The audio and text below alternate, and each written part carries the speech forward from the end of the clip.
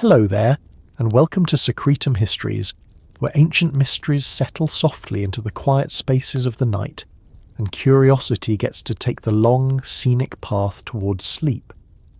Tonight, we're exploring a story that reaches far beyond the familiar edges of Earth.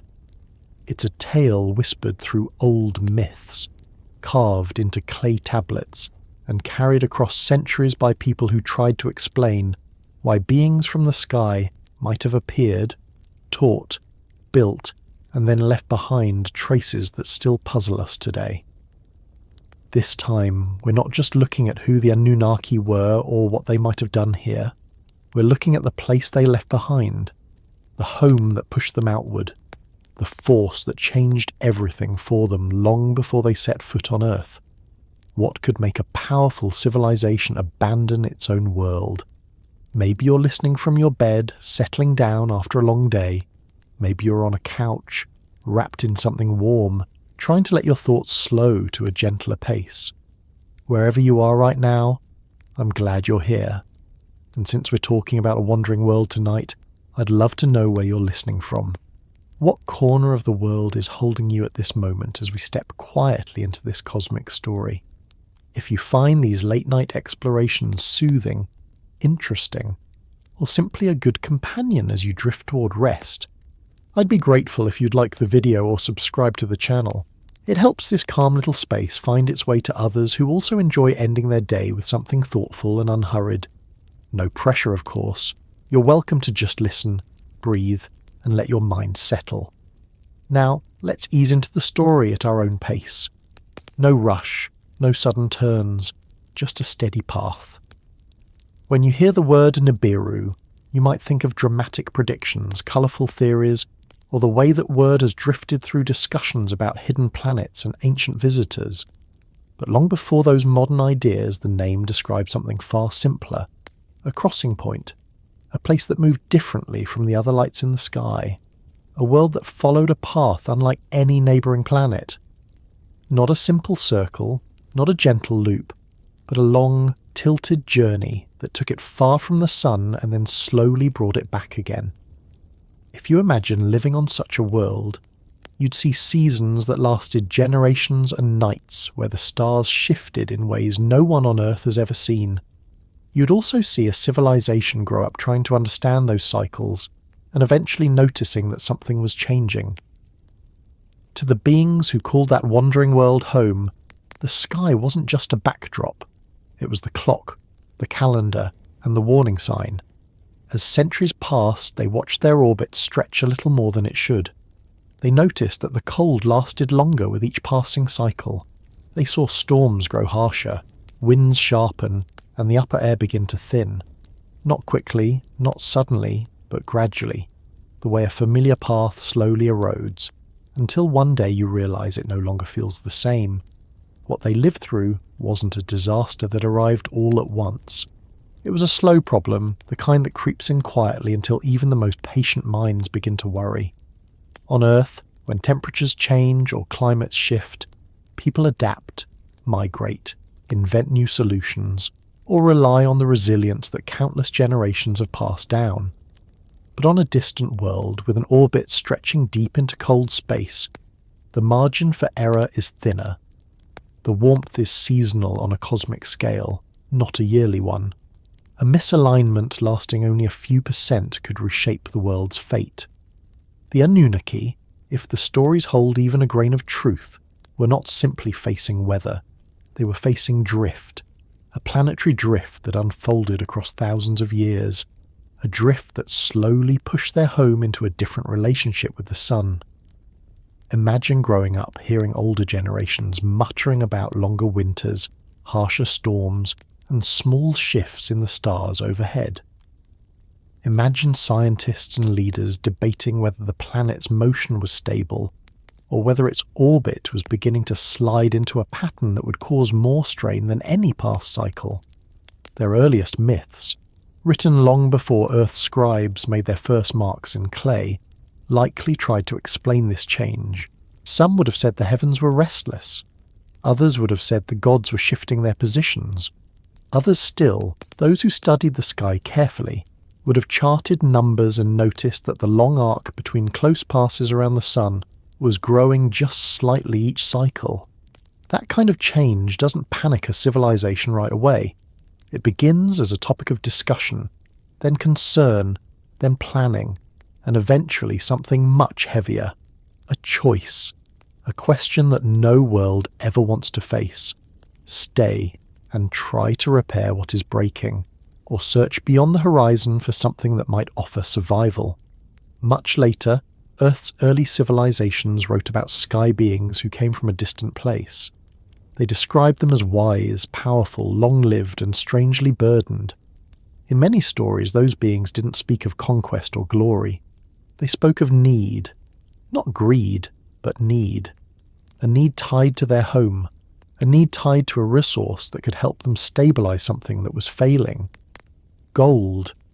Not the kind worn as jewelry or hoarded for wealth, but the kind that could be broken down into fine particles, suspended in air, used as a reflective shield, or applied in ways that ancient humans couldn't fully understand. To them, these visitors looked like gods. To the visitors, humans were potential partners in a long and difficult task. But before all of that, before mines, cities, temples, alliances and divisions, something had happened on their own world. Something that pushed them across a vast distance. Something that forced a choice no civilization ever wants to make.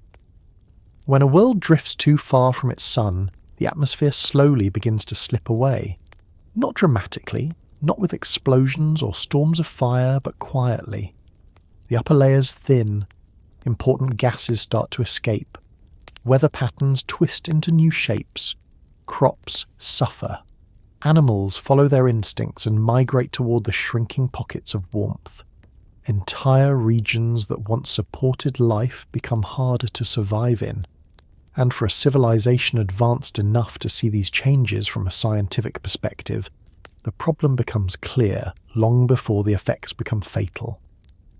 The stories that survived in ancient Mesopotamia, written in the language of clay tablets and careful scribes, hint at beings who faced internal debates. Families divided, councils arguing, leaders urging caution or action. They were not a unified force. They struggled with disagreement like any group would when confronted with a slow-moving crisis. Some believed the world could be repaired. Some believed repair was impossible. Some believed the solution lay across the void. Some believed leaving their home was unthinkable. If you imagine their world not as a myth but as a functioning place with cities, archives, schools, farms, laboratories and sacred sites, the decision becomes even heavier. Leaving a home is painful enough when it's a city. Leaving a world is something else entirely. As their orbit stretched, the cold seasons lasted longer. The warm seasons grew shorter. Their technologies and sciences, impressive by ancient standards, would have given them clear warnings about atmospheric loss. Their leaders would have known that the problem wasn't just temperature, but chemistry. Air thinning is not something easily contained. Once certain layers start declining, the process accelerates.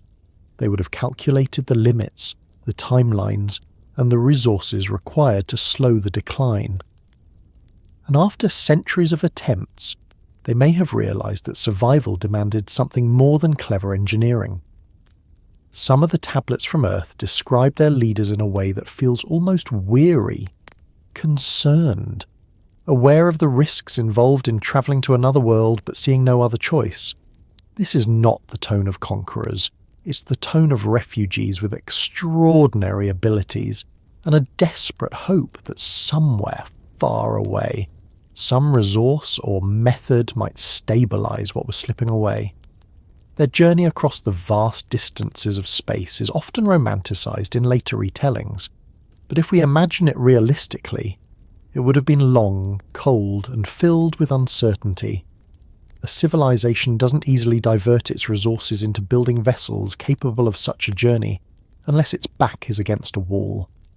The trip alone would require planning across generations, equipment built to withstand a transit longer than a human lifetime, navigation systems designed for a world that travelled a path already unstable, and the understanding that once they committed to that journey, returning regularly would not be possible. Yet the stories say they did return, not once or twice, but many times across a long span of history, which means the crisis at home was ongoing during all their journeys. They weren't simply exploring, they were shuttling knowledge, materials and solutions back and forth. Earth may have become a lifeline, a place where they searched for the things that might save their own atmosphere. You might imagine someone leaving their world for the first time, looking down at fading skies, knowing that when they came back, things might look even worse. You might imagine families watching their explorers depart and wondering whether they were witnessing the last chance at preserving their home. A slow crisis isn't dramatic in the moment, but it becomes dramatic in hindsight when the consequences have piled up so heavily that no single innovation can undo them. The decision to leave, even partially, would have changed their civilization. Some would volunteer, some would refuse, some would resent the mission entirely. These emotional fractures appear faintly in later myths describing conflicts among the Anunnaki themselves. Not wars against humans, but disagreements among their own ranks. Decisions shaped by the weight of losing a world. Earth's earlier civilizations wrote about these beings with awe. They described them as teachers and builders. But beneath that awe, there's often an undertone, a sense that the visitors carried worry with them, a sense that they were trying to secure something vital, a sense that their presence on Earth was never meant to be permanent but necessary for a time. Some legends describe moments where they looked back toward the heavens, longing for their home. That image, whether literal or metaphorical, carries a quiet weight. To leave a world is to leave behind memories, monuments, ancestors, stories, and the place that shaped every generation before you. Their departure wasn't triumph, it was survival. And so the story begins not with Earth, but with a world that drifted too far from its dawn, a world that forced its people into a choice no one wants to face, a world that sent its children across the void in search of a way to save what was slipping away. They didn't abandon Nibiru all at once. They were pushed, little by little, cycle by cycle, until stepping beyond their home was no longer unthinkable, but unavoidable. And that is where our journey gently starts, in the fading air of a distant world. When we think about the distant past, we often picture early humans shaping tools from stone, building fires, or learning the patterns of the seasons. But in the stories that hint at Nibiru's earliest eras, we find something entirely different. There is talk of a time before the cold seasons grew long, before the skies dimmed, before their orbit drifted, before the atmosphere began to thin. A period described as stable, warm, balanced, and remarkably prosperous. It wasn't called a golden age by them, at least not in any literal tablet we've found, but the way later generations remembered it gives that impression. An era when their world supported life without strain, when science and craft thrived, when great cities rose under steady light, when the beings who would one day cross the void lived without imagining that such a journey would ever become necessary. To understand why leaving their world was so difficult, it helps to picture what they once had.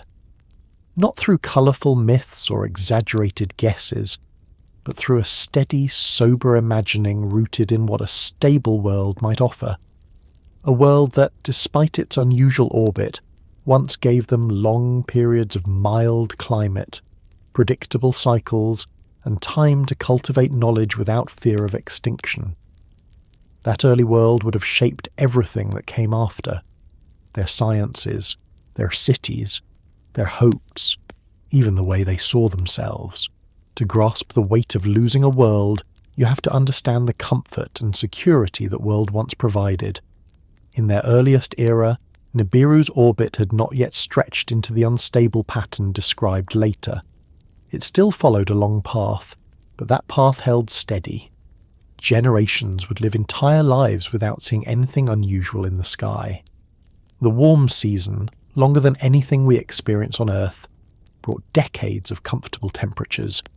Agriculture, whatever form it took on their world, thrived during those stretches. forests or biomes unknown to us flourished under steady light.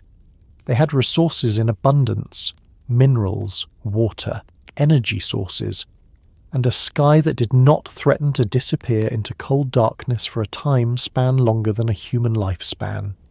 When people live in a stable world, they build with confidence. They invest in large projects. They pass down knowledge that grows from century to century. They refine math, engineering, medicine, astronomy, and social organisation because they have time, stability, and the expectation that the future will resemble the present. Nibiru's early society, if we consider the stories and fragments preserved in ancient texts, appears to have reached levels of sophistication that extended far beyond surviving. They were thriving, innovating, building, recording.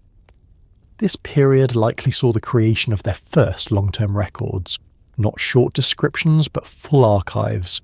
They would have charted their orbit carefully, documenting the length of each cycle, noting the changes in seasons, tracking their relationship to distant stars.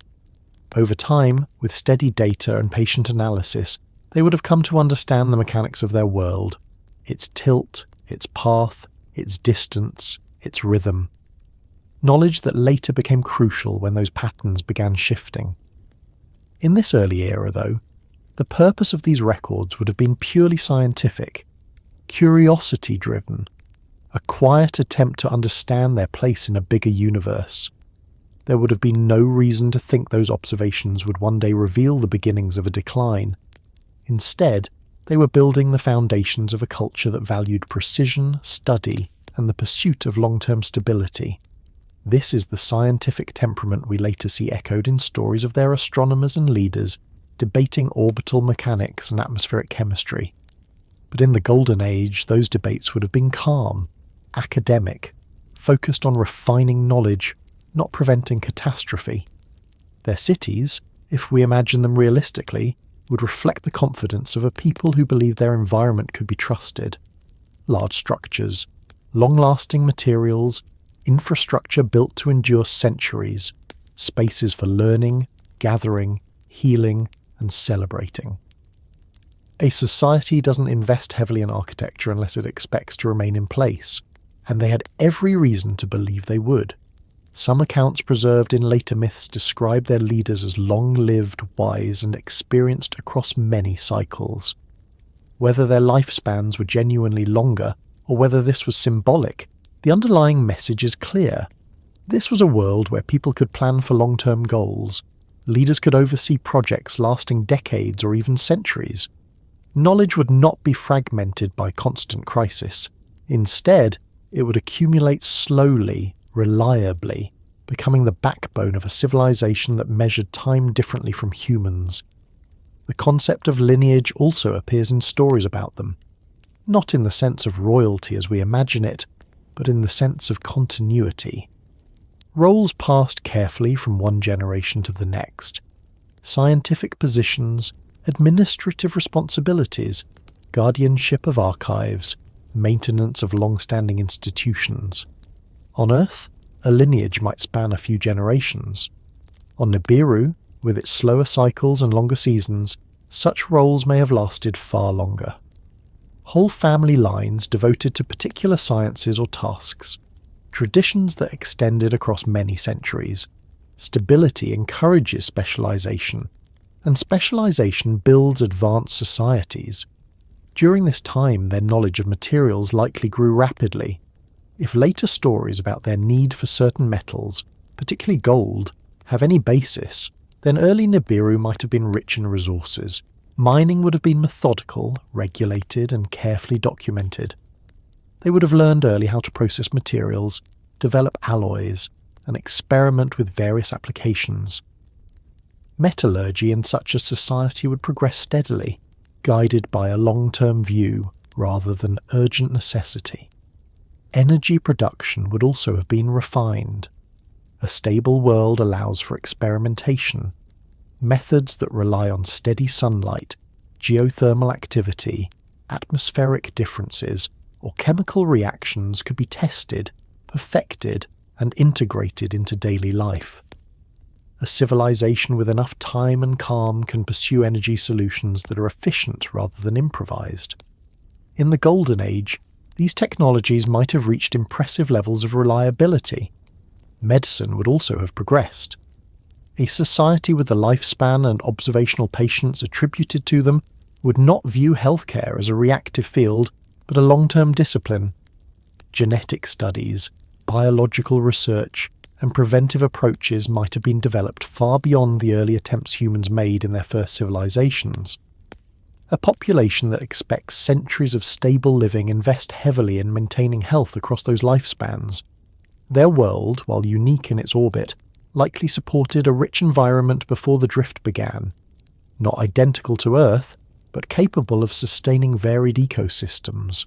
Flora and fauna adapted to long seasons, extended migrations and slower transitions. A plant that blooms once in several decades would not be unusual there. An animal whose lifespan matched the length of an entire warm season could develop naturally. These biological rhythms, combined with the long cycles of Nibiru's orbit, would have shaped the culture's relationship to time. They would see time not as a daily rush or a short progression from season to season, but as a gradual unfolding. Their stories, rituals, and records would reflect this. Their patience would grow from living on a world where profound change took time measured not in months but in lifetimes. The early stability also shaped their sense of identity. A civilization that lives in harmony with its environment for many generations begins to view its world not merely as a place, but as something dependable, trusted, enduring. They did not think of themselves as temporary visitors or fragile survivors. They thought of themselves as inhabitants of a world that would always support them. This trust would make the later signs of instability all the more alarming. To lose confidence in a world that has held firm for thousands of years is a profound psychological shift. Throughout this early age, we can imagine them building instruments to study the heavens, telescopes, observatories, mathematical models, records etched or inscribed in durable materials. Their scientists would spend lifetimes tracking the stars, documenting planetary alignments, and refining calculations. Their early astronomers would have noticed the unique tilt of their orbit, the long arc of their journey, and the predictable rhythm that governed it. But they would also document the slight changes. At first, those changes would be so small as to be academically interesting but not concerning. Over centuries, the differences would become noticeable enough to spark debate. This gradual shift from curiosity to caution did not happen suddenly. It happened over many generations.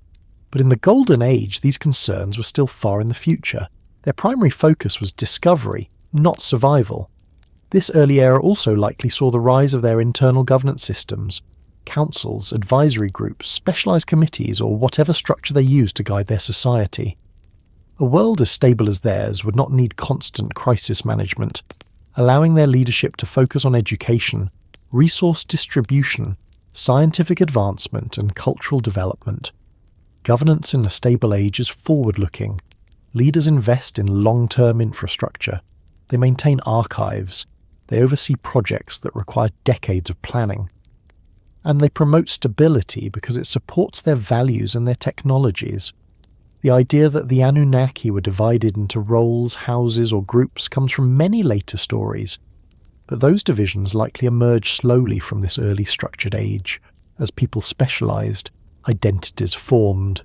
Some focused on sky sciences, some on healing, some on administration, some on materials and resources, some on maintaining order. These roles became foundational, shaping later conflicts and decisions when the world began shifting toward instability. In this early age, rituals and traditions likely emerged as well. Not necessarily religious in the way humans define the term, but culturally significant. Ceremonies marking the beginning of a warm season, celebrations tied to astronomical alignments, observances honouring the passing of knowledge from one generation to the next. These traditions would later carry immense emotional weight. When a world begins to decline, traditions become anchors, reminders of what was once normal, reminders of the stability that shaped them. communication systems would also have developed during this era. Not simple exchanges, but organized networks, perhaps written, perhaps recorded through more advanced means. They would have kept careful logs of discoveries, weather patterns, crop yields, energy storage, and population changes. They were not a society improvising solutions. They were a society that planned and tracked and evaluated consistently. Trade or exchange between regions on their world would have been well established. Goods, ideas, technologies, and cultural practices would move smoothly. A stable environment allows for infrastructure connecting distant regions. Roads, transport systems, or something equivalent. Reliable connections build unity and shared identity. These systems would later complicate the crisis. When people are used to connection, fragmentation becomes painful. During this golden age, what we later interpret as gods were simply people living with the confidence of a civilization thriving under good conditions. They were not yet burdened by the desperation that later eras would bring. They taught, built, governed, and explored because they could. Their actions were deliberate, not rushed. They had time to refine their sciences. They had time to argue theories. They had time to create art, study the stars, and develop complex knowledge without the pressure of survival. Some of the earlier stories hint that they once viewed themselves as caretakers of their world. Maintaining harmony with their environment was not just practical, but part of their identity. A world that gives stability encourages a culture that respects that balance. They had no reason to see themselves as conquerors or wanderers. They were inhabitants of a world that met their needs. The idea of becoming a travelling people would have felt distant, unnecessary, and perhaps impossible. As we picture this golden age, we can imagine a society that measured its life not by decades, but by the slow rhythm of a planet that took a long time to complete its orbit. Their achievements reflected a long view. Their records stretched far back. Their debates unfolded over long cycles. Their trust in their world shaped every part of who they were. But stability is deceptive. It encourages confidence, but it can also mask slow changes, the kind that accumulate quietly.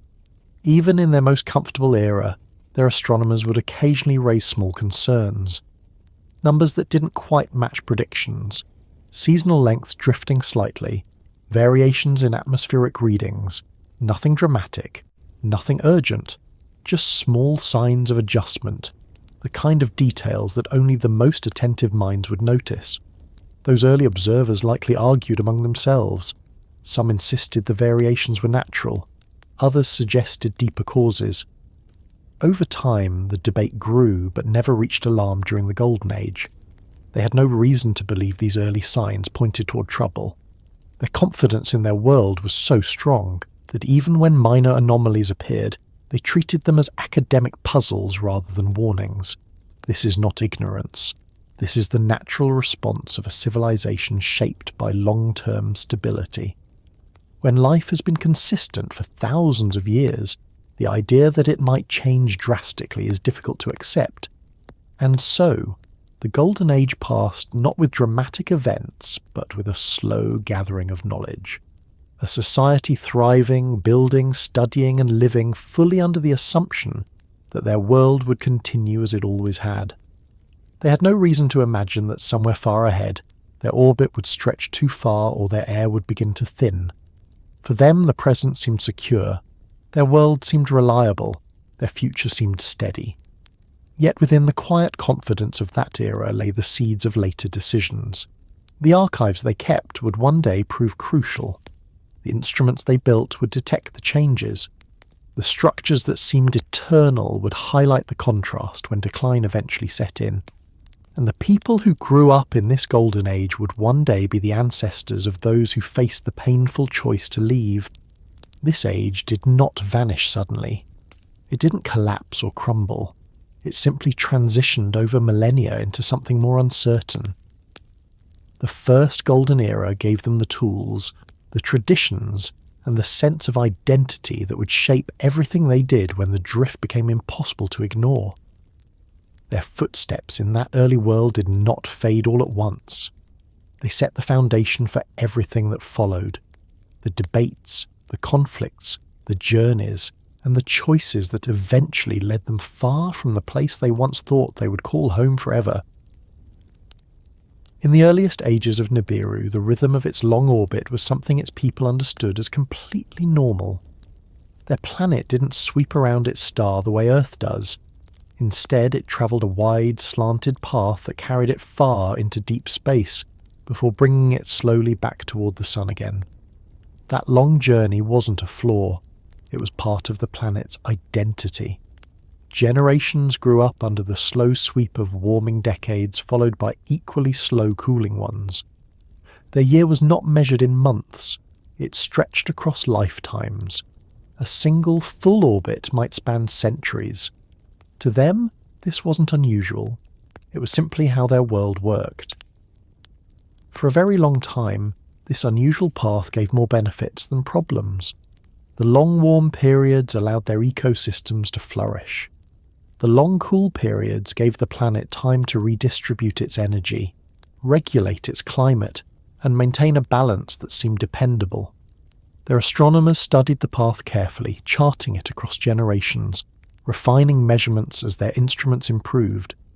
Their records from the Golden Age show an orbit that, while large, remained predictable, stable, comforting, a cosmic rhythm they could trust. But stability is never permanent. Even the most reliable cycles can shift. Even the most predictable paths can drift. And for a world moving through space at such a distance and on such a long arc, even tiny changes accumulated over centuries can have dramatic consequences. The first signs of trouble were small, simple variations that only the most attentive skywatchers noticed. Numerical discrepancies, slight mismatches between predicted positions and actual ones. Variations in the timing of when the warm period began. At first, these were viewed as imperfections in their instruments, or as normal fluctuations in a complex system. Any large orbit will show small deviations from perfect mathematical models. No one was alarmed by such details. But over time, the discrepancies grew. A few decades off here, a few irregularities there. When you live in a world whose year spans centuries, noticing change requires patience across generations. Their astronomers had that patience. They passed down methods, calculations, refinements, and detailed records of their observations. Younger scholars could compare their notes to data collected centuries earlier. What began as subtle variations became measurable trends. Those trends revealed that the planet's long orbit was slowly stretching. Just slightly. Just enough to raise concerns among those who understood orbital mechanics. Their world was drifting. To the ordinary inhabitants of Nibiru, nothing changed immediately. The warm season still arrived. The cool season still followed. Cities continued to thrive. Life went on. But in observatories built during the Golden Age, scholars tracked the planet's motion with increasing worry. The drifting orbit meant that each cycle carried the planet farther from the Sun during its distant pass and brought it back slightly differently. The difference from one orbit to the next was minuscule. But when multiplied across thousands of years, those small changes began to reshape the world's climate. One of the earliest measurable consequences was a shift in the temperature gradient. The cooling periods lasted a little longer, not enough for the general population to panic, but enough for researchers to document. The warm season that once lingered comfortably for many decades now seemed to contract slightly. Storms grew somewhat more intense during transitions. Winds behaved unpredictably. Ecosystems that had once balanced perfectly began showing signs of stress. Their scientists debated the causes.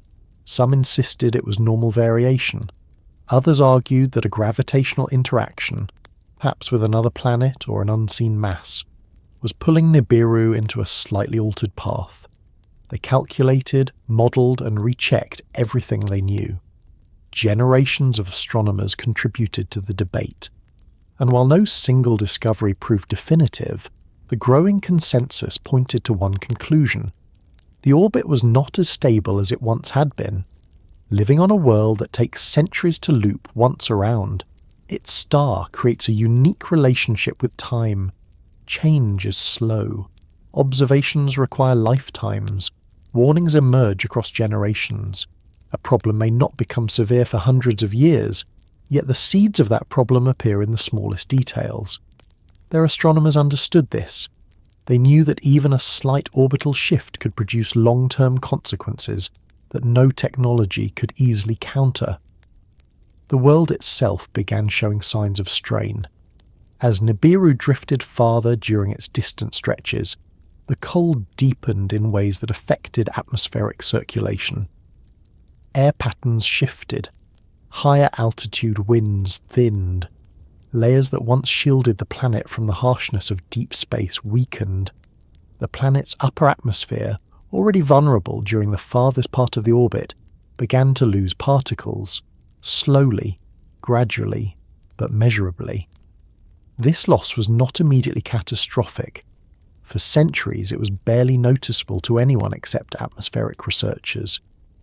But once the thinning began, stopping it proved difficult. The further the planet drifted, the longer the exposure to colder, lower pressure regions of space. That extended exposure encouraged the loss of atmospheric components. Even minor loss in the upper atmosphere can cascade downward over time. Temperatures fluctuated more sharply. Weather patterns changed unpredictably. Some regions experienced stronger storms. Others faced droughts lasting longer than expected. Forests adapted to slow cycles struggled to adjust. Crops grown for generations under predictable conditions faced unexpected stress. To a world whose stability shaped its culture, these changes must have felt both unfamiliar and unsettling. Not dramatic, not sudden, but persistent. People living during this early period of orbital drift might have sensed the shifts without fully understanding them. Elders might have remarked that the warm years felt a little shorter. Farmers might have noticed that planting seasons shifted slightly. Fisher communities might have observed differences in migration of local species. Everything changed just enough to create discomfort, not enough to spark immediate panic, but enough to raise questions. In their observatories, astronomers examined their data with increasing urgency. They compared their findings to ancient records. The differences were undeniable. Nibiru's path was not simply long, it was unstable. Its tilt relative to its star had shifted. Its distant passes grew more severe, and as the orbit stretched, its return to the Sun was slightly different each time. These differences weren't random. They followed a pattern that suggested the orbit was gradually becoming more elongated. This elongation brought new challenges. The planet began spending more time in the cold region far from the Sun. During those stretches, temperatures plummeted beyond levels previously recorded. Underground aquifers froze deeper. Wildlife retreated or went dormant for longer periods. Frozen regions expanded and receded with less predictability. Meanwhile, the warm periods, which once balanced the harsh cold by providing decades of stable conditions, began to shorten just enough to disrupt the world's equilibrium. Climate became more extreme, not dramatically at first, but increasingly over the centuries. What had once been reliable cycles of warmth and coolness turned into unpredictable swings. Entire regions of the planet that once supported agriculture may have experienced repeated cycles of stress. The populations living there would have had to adjust. They likely moved closer to more stable regions, increasing strain on areas already heavily populated. Governments or councils from this era would have had to respond to growing concerns. Their debates probably focused on whether these changes were temporary or part of a long-term drift. Some leaders likely insisted that the orbit would naturally restabilize. Others, especially the scientists, argued that the trend was measurable and consistent. They warned that the world might be entering a pattern from which it would not easily recover. The problem wasn't simply temperature, it was chemistry. A planet's atmosphere depends on a delicate balance of pressure, escape velocity, magnetic shielding, and chemical composition. As Nibiru drifted farther during its long arc, that balance eroded. Slight decreases in atmospheric density would cascade downward. That thinning not only affected climate but also the planet's ability to retain heat. The more the atmosphere thinned, the quicker the cold seeped in during distant passes, and as the cold grew harsher, more atmospheric particles condensed or escaped, feeding the cycle. This atmospheric decline wasn't something that early Nibiruans could fix easily. Sophisticated societies can adjust to climate change to a point, but changing an entire planet's orbit or replacing lost atmospheric layers is a monumental challenge. They experimented with solutions. Some attempted to alter weather patterns. Others proposed methods to reduce atmospheric loss. Others looked for ways to store or replenish essential gases. Their scientists worked tirelessly, combining knowledge from previous eras with new models, but the problem was too large to solve quickly. Over time, the changes began to affect the entire civilization. Longer winters meant reduced crop yields. Regions that once thrived became more difficult to inhabit. Energy requirements increased as temperatures dropped. Buildings required improved insulation. Transport systems struggled during prolonged cold periods. New technologies were developed to counter these effects, but their scale was immense. Some regions adapted successfully. Others collapsed or depopulated as conditions worsened. Yet even as these challenges mounted, they still believed their world could be saved. The idea of abandoning Nibiru was unthinkable.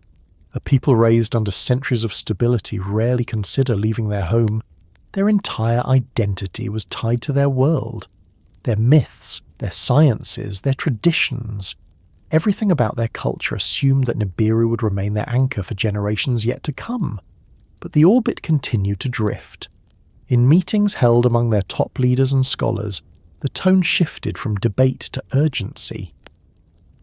Their best mathematicians presented projections showing that the orbit would continue elongating. The planet would spend even longer in the distant cold. The thinning atmosphere would accelerate. The warm periods would become too short to compensate. For the first time, the possibility of long-term uninhabitability entered the discussion. The most difficult part of this growing crisis was the timeline. Earthly civilizations measure crises in years or decades. On Nibiru, the timeline spanned centuries. The crisis was slow-moving, but it was steady. Each generation experienced slightly worse conditions. Parents told children stories about how winters used to be shorter. Teachers explained how recorded temperatures once followed predictable patterns. Researchers spoke quietly about worsening conditions. Leaders tried to reassure the public, but reassurance became harder to give. The drift wasn't something they could reverse with the technology they had. They could not simply adjust their orbit by brute force, nor could they easily rebuild atmospheric layers lost to deep space. Their world was changing, and that change was accelerating. During this period, desperation began to take hold among their leaders. They realized that the planet required help from resources that weren't readily available on Nibiru. Materials capable of stabilizing upper atmospheric layers, elements that could reflect or retain heat, substances with properties that could form protective barriers. Gold, with its extraordinary stability and reflective qualities, became a central focus of their research. It wasn't a luxury. It was a potential solution, a way to preserve what remained of their atmosphere by scattering light or reinforcing vulnerable layers. But Nibiru didn't have enough of it. The decision to look beyond their world did not come suddenly. It was the result of centuries of failed attempts to counter orbital drift. When the idea of mining other planets or moons first emerged, it seemed extreme. Their golden age had taught them to rely on their world, not on distant ones. But necessity broke that assumption. Their best scientists concluded that escaping the consequences of orbital drift required drastic action.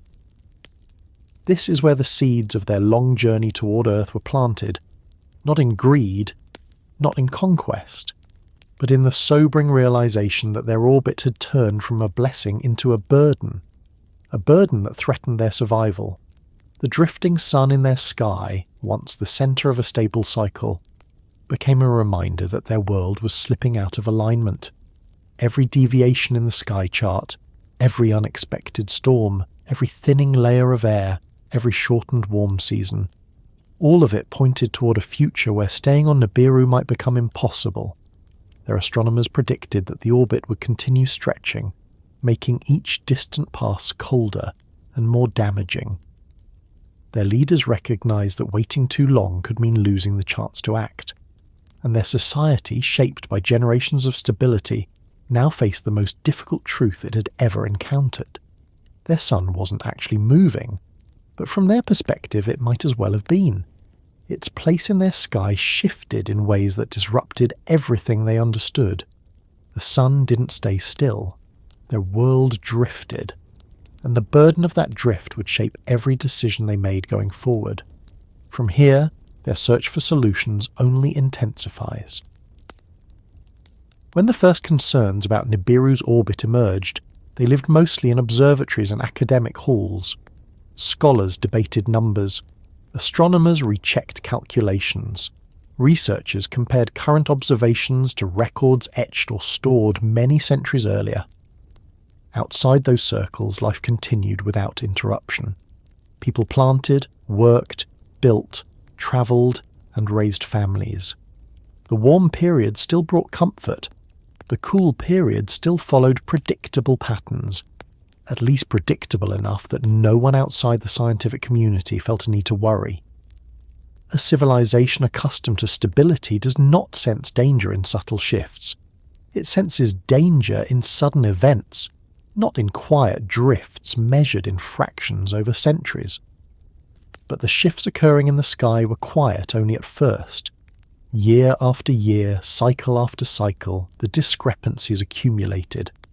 In a world whose orbits spanned lifetimes, a single generation might have noticed very little. Yet the long-term records they kept were merciless.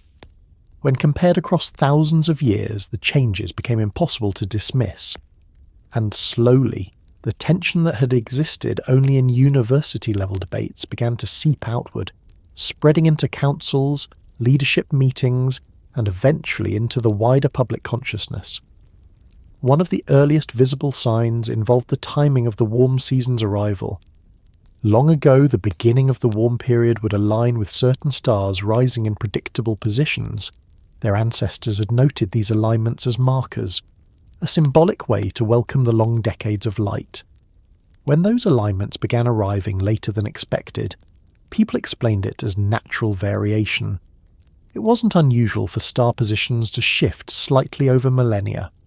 Yet the delay continued, not dramatically, but consistently. Enough for religious observers, historians, and farmers to notice. Enough to spark conversations among people who did not typically involve themselves in orbital mechanics. The changes in daylight intensity were harder to ignore. During the warm phases, the sun's strength had always risen slowly and steadily. Families would pass down stories about when the first true warmth returned each cycle. People looked forward to that moment the way Earth dwellers look forward to spring. But the warmth during Nibiru's drifting period had a different quality. It arrived abruptly. It faded unpredictably. Some regions became hotter than before, only to cool again much faster than expected. These fluctuations created irregular rainfall patterns, unpredictable winds, and new forms of seasonal instability. For the first time, the public began to sense that something was different. And as soon as people sensed something, they looked to their leaders for explanation. Those leaders, however, were already wrestling with their own uncertainty. The scientific councils had presented data showing long-term orbital drift. They had warned of atmospheric thinning. They had explained the likely consequences. Yet the political leaders couldn't simply announce that their world's orbit was slowly becoming a threat. Doing so would spark fear in a population unaccustomed to existential risk. They needed clarity, consensus, and more complete data before addressing the public openly. So they watched. They listened. They gathered information. And they waited, hoping that perhaps the orbit would restabilize, or at least stop stretching. But it didn't. Instead, changes once visible only to astronomers became visible to farmers, travellers, builders, and families. Long-distance merchants who travelled between major cities noticed that certain routes once safe during the transition between warm and cool periods had become harsher. The air in high-altitude regions grew thinner, forcing travellers to adjust their paths. Growing seasons shortened unpredictably. Lakes froze earlier or thawed unevenly. Trees that had flourished for centuries showed signs of stress. Animal migrations changed routes, leaving regions without species that once served as signals for seasonal transitions. Most people didn't understand the science behind these changes, but they didn't need to. They felt them. They lived through them. Gradually, these experiences turned whispers into discussions, and discussions into concerns that reached even the most distant corners of their world. Among the scientists, the crisis deepened. Their models predicted that atmospheric thinning would accelerate as the orbit continued stretching. That thinning would not only affect weather, but also radiation levels. Their world's magnetic field, if it existed in a form comparable to Earth's, could not counter all the effects of prolonged exposure to the cold outskirts of their orbit.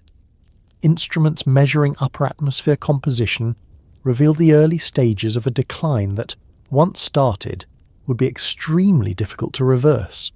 The atmosphere wasn't collapsing, but it was weakening. The scientists brought this news to their councils repeatedly. Over many meetings, debates grew sharper. Some argued that the drift was part of a long-term cycle and would eventually correct itself. Ancient astronomical records from previous orbits might, they said, reflect earlier instances of mild variation. Others insisted that the data showed a trend, not a cycle, that each orbit grew slightly more elongated, that each far pass took the planet deeper into cold space, that atmospheric escape was accelerating. They presented charts, long-term chemical changes, star position comparisons, and projections of future climate. The more traditional members of the Council struggled with the implications. Accepting that their world was slipping into instability required re-evaluating everything they believed about their place in the cosmos. Unlike Earth's civilizations, where crises might come quickly through storms, earthquakes, or wars, Nibiru's crisis moved at a pace too slow to feel urgent, yet too steady to ignore. This timing created internal conflict. Leaders had to convince a population living through mostly ordinary conditions that something serious was happening.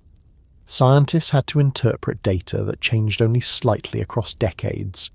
Cultural leaders had to integrate warnings into traditions that assumed stability. And all the while, the orbit kept drifting. During this period, attention turned increasingly to the sky. The people of Nibiru had always observed celestial patterns. Astronomy was a respected field. But now the sky became more than a curiosity. It became a barometer of the planet's future. Everyday citizens began watching the stars more carefully. They compared their own observations to stories passed down from older generations. Some noticed that certain constellations no longer aligned with seasonal expectations. Others noted the odd timing of eclipses. Many simply felt unsettled, sensing that something subtle but important was shifting. Public reaction varied. Some communities dismissed the changes as natural. Others sought reassurance from religious leaders. Some placed complete faith in scientists. Some denied that anything unusual was happening at all. In a world that rarely faced crisis, disagreement spread faster than consensus. Eventually, the government had no choice but to address the growing concerns. They held public councils. They released data. They explained the nature of orbital drift, atmospheric thinning, and long-term climate consequences. The explanations were detailed and precise, but they also brought confusion. People accustomed to stable seasons and reliable cycles struggled to understand changes occurring across timescales far longer than the human experience. Explaining a crisis unfolding over centuries required a delicate balance, enough urgency to prompt preparation, but not so much fear that society destabilized. The announcements produced a mix of reactions. Some found the information unnecessarily alarming. Others believed it didn't go far enough. Many people simply didn't know how to process the idea that their world was gradually shifting into a less habitable state. Yet despite the uncertainty, one truth became increasingly apparent to everyone watching the sky. The heavens were changing. The sun's apparent movement across the sky carried small irregularities, not enough to violate orbital physics, but enough for those who compared new observations to ancient records. The sun appeared slightly lower in the sky during certain phases. Its light reached the planet at different angles than expected. Shadows during the warm period stretched differently across the ground. Daylight intensity measurements showed small but consistent departures from past data. People noticed other changes too. The nights in the coldest parts of the orbit had become longer and harsher. Stars flickered differently through the thinning upper atmosphere. Auroras, if they existed, shifted in colour and intensity. High-altitude winds developed erratic patterns. These shifts, though subtle, created a sense that something fundamental about the sky had changed. The crisis did not unfold through a single dramatic event. It accumulated through these small, persistent changes. A sense of unease spread. Families told stories about the way the sky looked when they were young. Scientists published increasingly urgent findings. Councils debated large-scale interventions, and everyone waited for some sign that the orbit would stop stretching. But the orbit did not stop. The more it stretched, the more the cold penetrated during distant passes. The more the cold penetrated, the more the atmosphere thinned. The more the atmosphere thinned, the more unpredictable the climate became. A feedback loop had begun, and the data showed it clearly. Nibiru was entering a long-term decline. This realization marked a turning point. It wasn't a single day or a single discovery. It was a slow accumulation of certainty, a recognition that the changes in the sky reflected changes in the planet itself. Leaders could no longer treat the drift as a scientific curiosity or a natural fluctuation. They had to treat it as a crisis, a slow one, yes, but a real one. This shift in understanding led to growing research programs. Entire centres were dedicated to studying the orbit and atmospheric stability. Engineers developed prototypes designed to reinforce the upper atmosphere.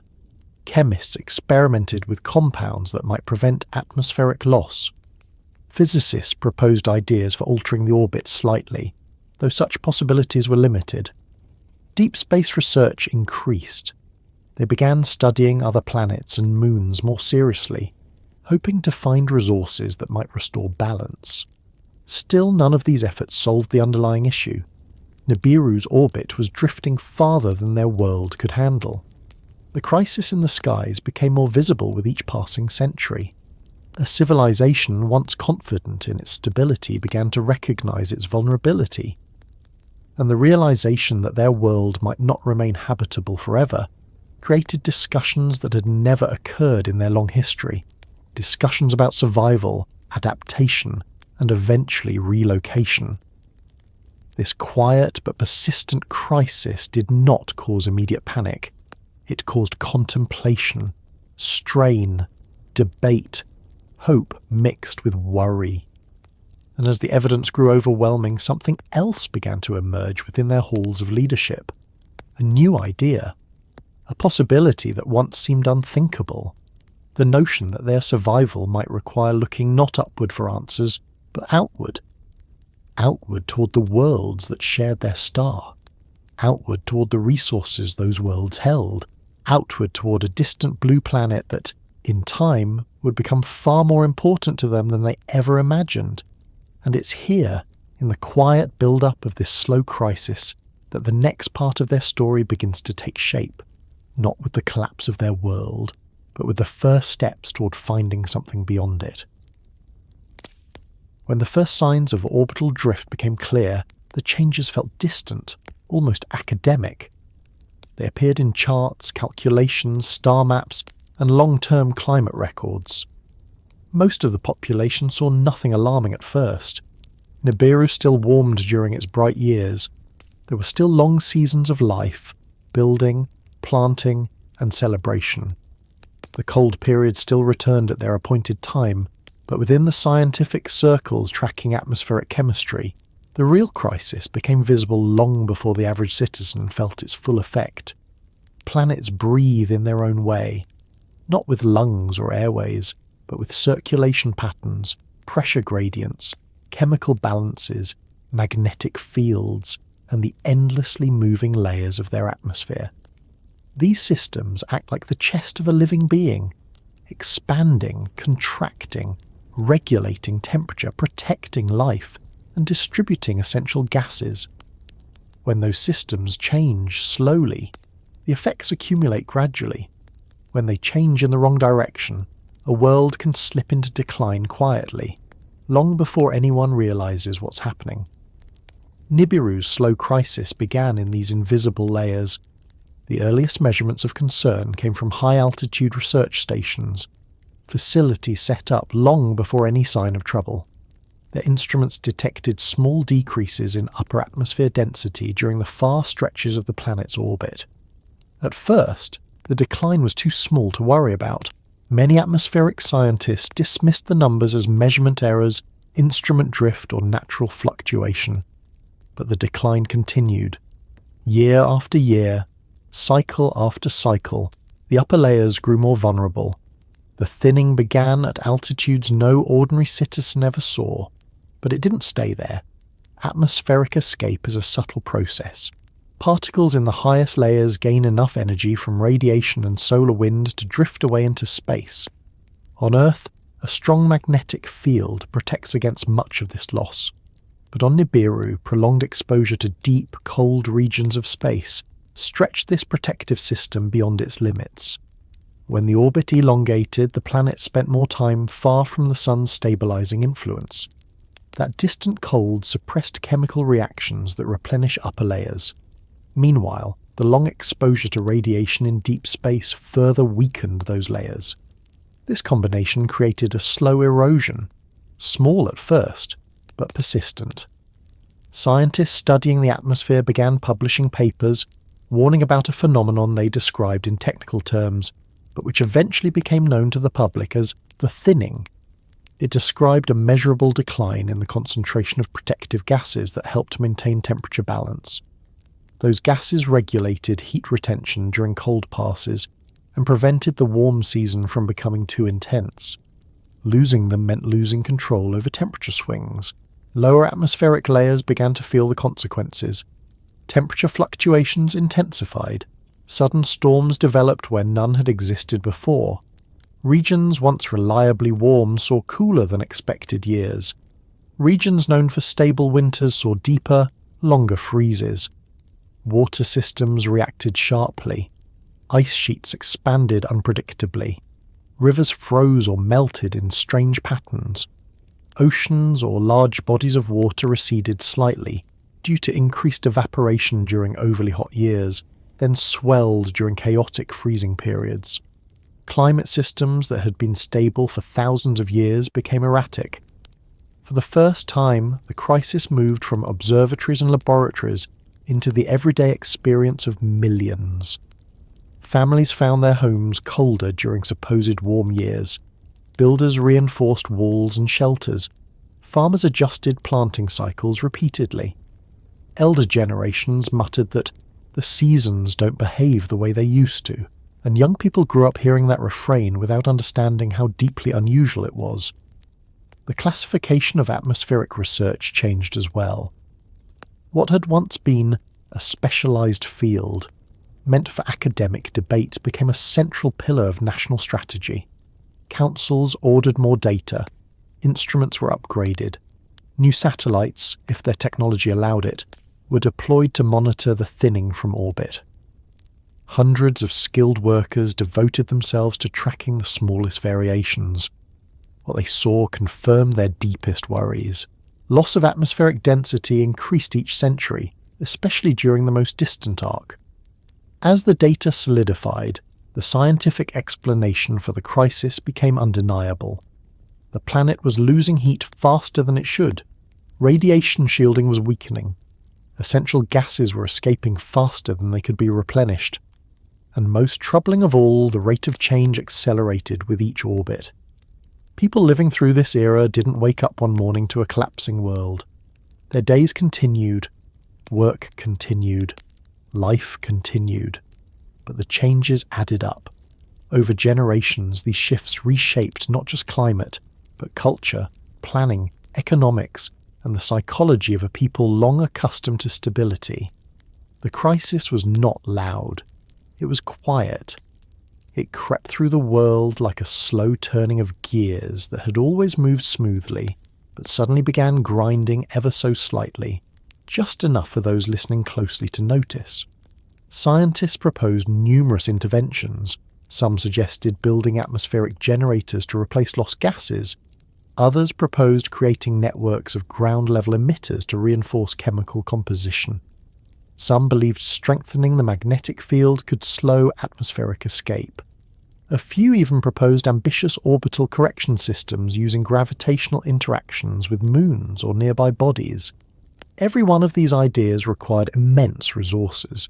Councils debated which projects to pursue. Some interventions were attempted. Atmospheric refortification stations were built at high elevations. Magnetic field reinforcement programs were initiated. Chemical factories designed to produce stabilizing compounds were activated. These systems helped, but only temporarily. They slowed the decline but didn't stop it. The core problem remained. Nibiru's orbit was drifting beyond a point the planet could naturally support. As the drift continued, the crisis deepened. Winters grew dangerously long. Warm cycles failed to regenerate ecosystems fully. Crops that had adapted to centuries of balanced cycles struggled to survive the increasingly unstable pattern. Food supplies began experiencing stress. Nothing catastrophic yet, but enough for councils to notice shortages in certain regions. Migration patterns shifted. People moved toward more stable climates. Regions once thriving emptied slowly. Coastal cities or their local equivalents struggled with changing temperatures and water cycles. Infrastructure strained under unpredictable weather. Construction materials weakened under temperature swings. Energy consumption increased sharply during extended cold seasons, causing periodic shortfalls and rationing. Society began feeling a quiet pressure building from all sides. This pressure extended into governance. Leaders faced growing disagreements. Some urged massive resource investment into stabilizing the atmosphere. Others pushed for developing space capabilities. Others still insisted the orbit would eventually return to normal and that large-scale interventions were unnecessary. Traditionalists clung to the belief that their world had always found balance. Scientists warned that nature alone would not correct this drift. Tensions formed within the population as well. Some communities denied the severity of the crisis. Others demanded more action. Others retreated into cultural traditions, hoping that rituals might somehow restore balance. Stress accumulated gradually, much like the thinning atmosphere. People didn't collapse under its weight all at once, but the strain was there. During this era, resource extraction increased significantly. Scientists studying atmospheric solutions discovered that certain elements, especially gold, had unique properties that could help stabilize upper layers. Gold could be used to create reflective barriers, radiation shields, or suspended particles to reduce heat loss. It also resisted corrosion, reacted predictably, and could remain stable in harsh atmospheric conditions. These properties made it a valuable tool in attempts to preserve the planet's protective layers. But gold was not plentiful. Nibiru had deposits, but not enough for planet-wide restoration. Mining operations expanded aggressively. Some of the deepest excavations of this era were driven not by wealth-seeking but by desperation. Engineers, researchers, and miners worked tirelessly to provide the materials needed to slow the decline. But no matter how much they extracted, it wasn't enough to counter the scale of the atmospheric loss. This shortage forced a profound shift in thinking. If the elements needed to save their world could not be found in sufficient quantities on Nibiru, the next logical step was to search for them elsewhere. Their earlier space programs had been exploratory, designed to study moons, minor planets, and nearby bodies. But now exploration became necessity. Leaders commissioned missions to survey other worlds for atmospheric stabilizing materials. technicians and engineers developed transport vessels capable of long-duration travel. Entire sectors of their society were reorganized to support gathering resources. But these outward efforts didn't change the crisis at home. People living through this time began to speak of the sky differently. Where once the heavens symbolized stability and predictable cycles, they now represented uncertainty. Children grew up hearing adults discuss weather changes in anxious tones. Farmers developed new strategies to manage losses.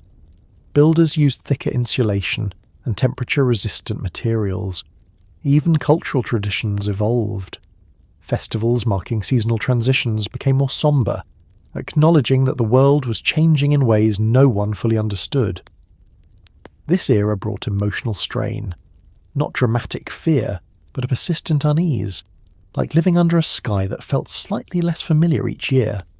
People didn't panic, they adapted, but adaptation came with the quiet acknowledgement that something fundamental was slipping beyond their grasp. In the scientific community, the mood shifted from concern to alarm. Their updated models indicated that the crisis wasn't only accelerating, it was approaching a threshold beyond which Nibiru might lose enough atmosphere to make large regions uninhabitable.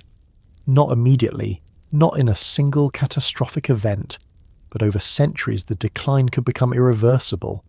Their warnings became more urgent, their proposals more ambitious, their frustration more palpable.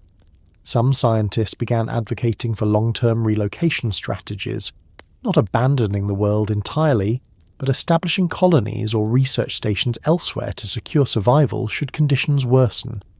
This idea felt shocking to many. Leaving their world was unthinkable.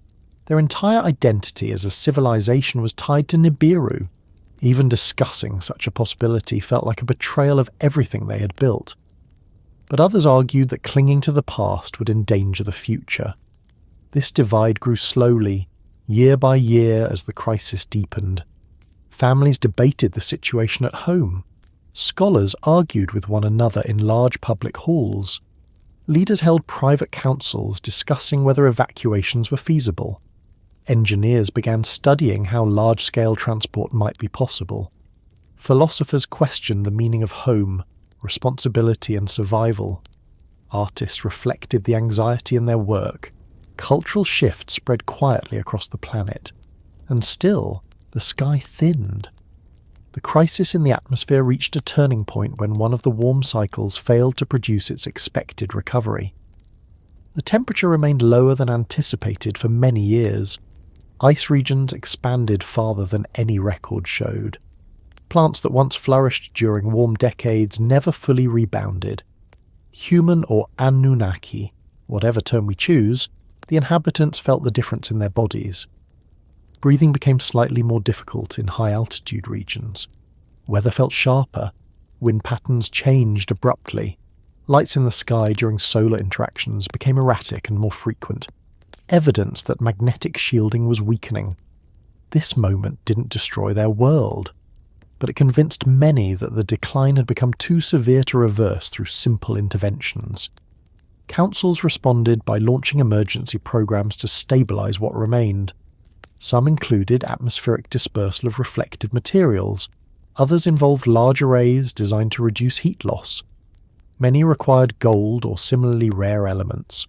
All were expensive, technically challenging, and only temporarily effective. The atmosphere no longer behaved like a stable system. Instead, it reacted in irregular ways. Temperature maps that had once shown smooth gradients became jagged and unpredictable. Seasonal boundaries blurred. Even the length of day-to-day cycles showed minor but measurable variations due to changes in atmospheric pressure. This instability created a deep emotional effect across the population.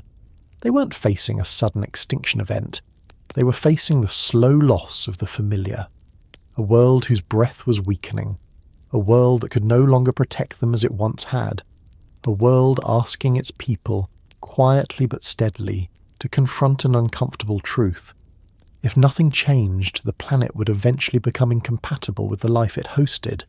This recognition did not cause chaos. It caused a deep, collective sadness. a sense of mourning for a world that had once provided stability across countless generations. For much of their history, Nibiru had been a place where time moved slowly and predictably. Now it had become a place where instability crept into every corner. And out of this quiet desperation came the next phase of their story. A phase driven not by conquest or ambition, but by the need to survive. Their civilization would soon begin looking outward, not because they wanted to, but because their world was demanding it. The failing breadth of their atmosphere made it clear that staying unchanged was no longer possible. What they needed lay beyond their horizon, and once they realized that, their attention shifted toward the world that would one day change human history forever. The search for solutions was no longer confined to their skies. It moved outward, toward distant worlds, toward new possibilities, and toward the difficult choices that would define the rest of their story. By the time Nibiru's atmosphere showed unmistakable signs of decline, their scientists had gathered enough evidence to fill entire archives. Charts that once represented stable cycles now showed downward slopes. Weather records replaced long stretches of predictable patterns with jagged lines. Star position measurements revealed drift in their orbit's extremes. Temperature logs marked new lows during distant passes, and the upper atmosphere stations, once quiet outposts serving academic curiosity, became the source of increasingly urgent data. But information alone couldn't determine a planet's future. That responsibility fell to the leaders who gathered in their great council halls. These halls, built during Nibiru's golden age, were not constructed for confrontation. They were designed for discussion, calm deliberation, long-term planning. Their architecture reflected confidence in a stable world. High ceilings, expansive walls etched with historical records. Meeting chambers meant to accommodate patient thinkers, not panicked voices. Yet as the crisis deepened, the tone inside these halls changed. The council wasn't a single governing body, but many interlocking groups, scientific, administrative, advisory, lineage-based and regional. Each group brought its own priorities, histories, and expectations. Their debates shaped every major decision, and those debates intensified as atmospheric decline accelerated.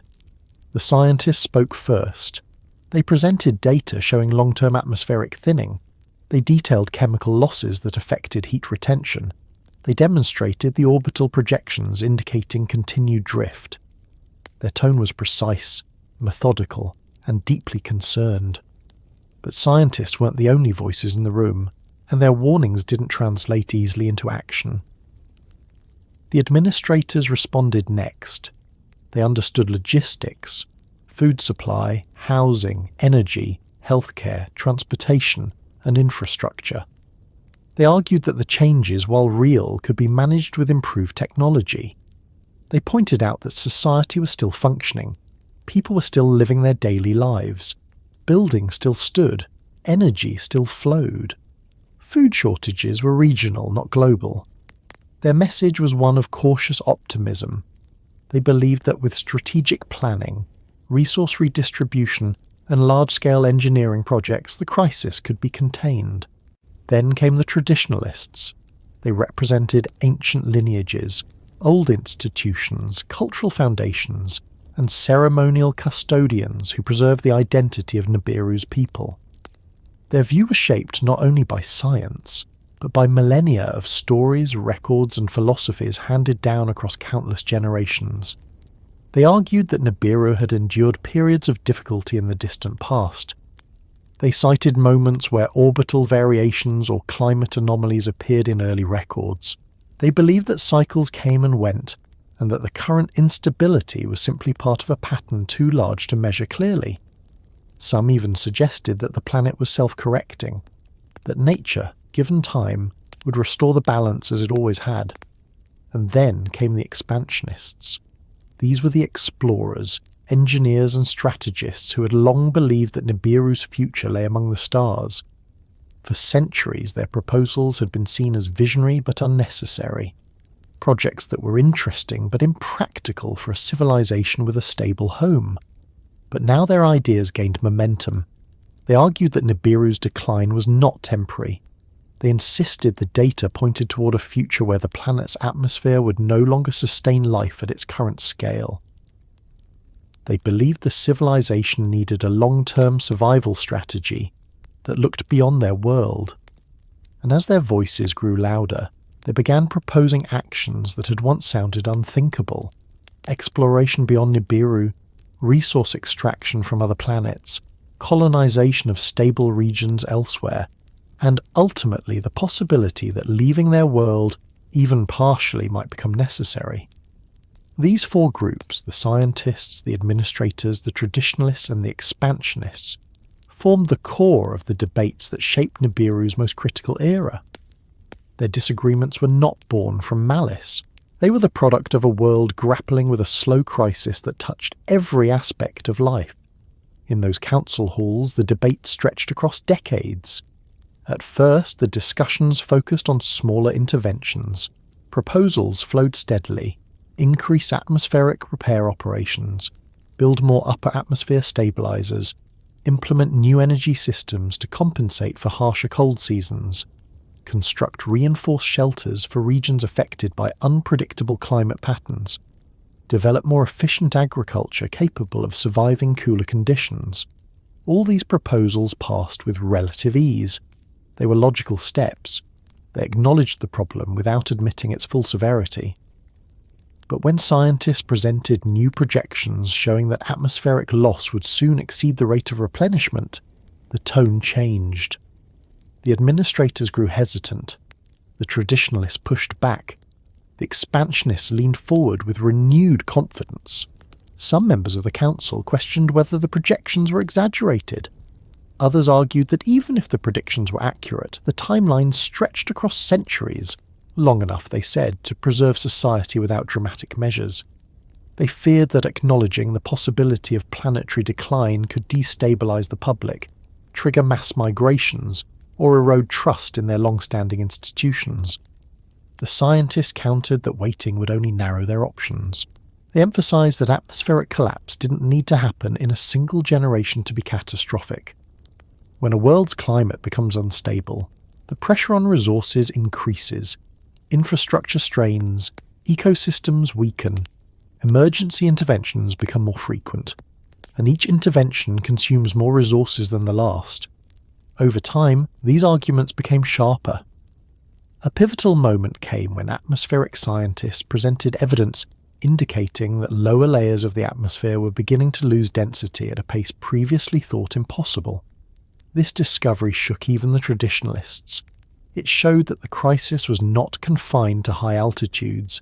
It was spreading downward, affecting the layers responsible for weather, air pressure, and breathable conditions. After this revelation, the debates broadened. The administrators warned that modifying an entire planet's atmosphere was an almost impossible task. The resources required would be immense. The engineering challenges would be unprecedented.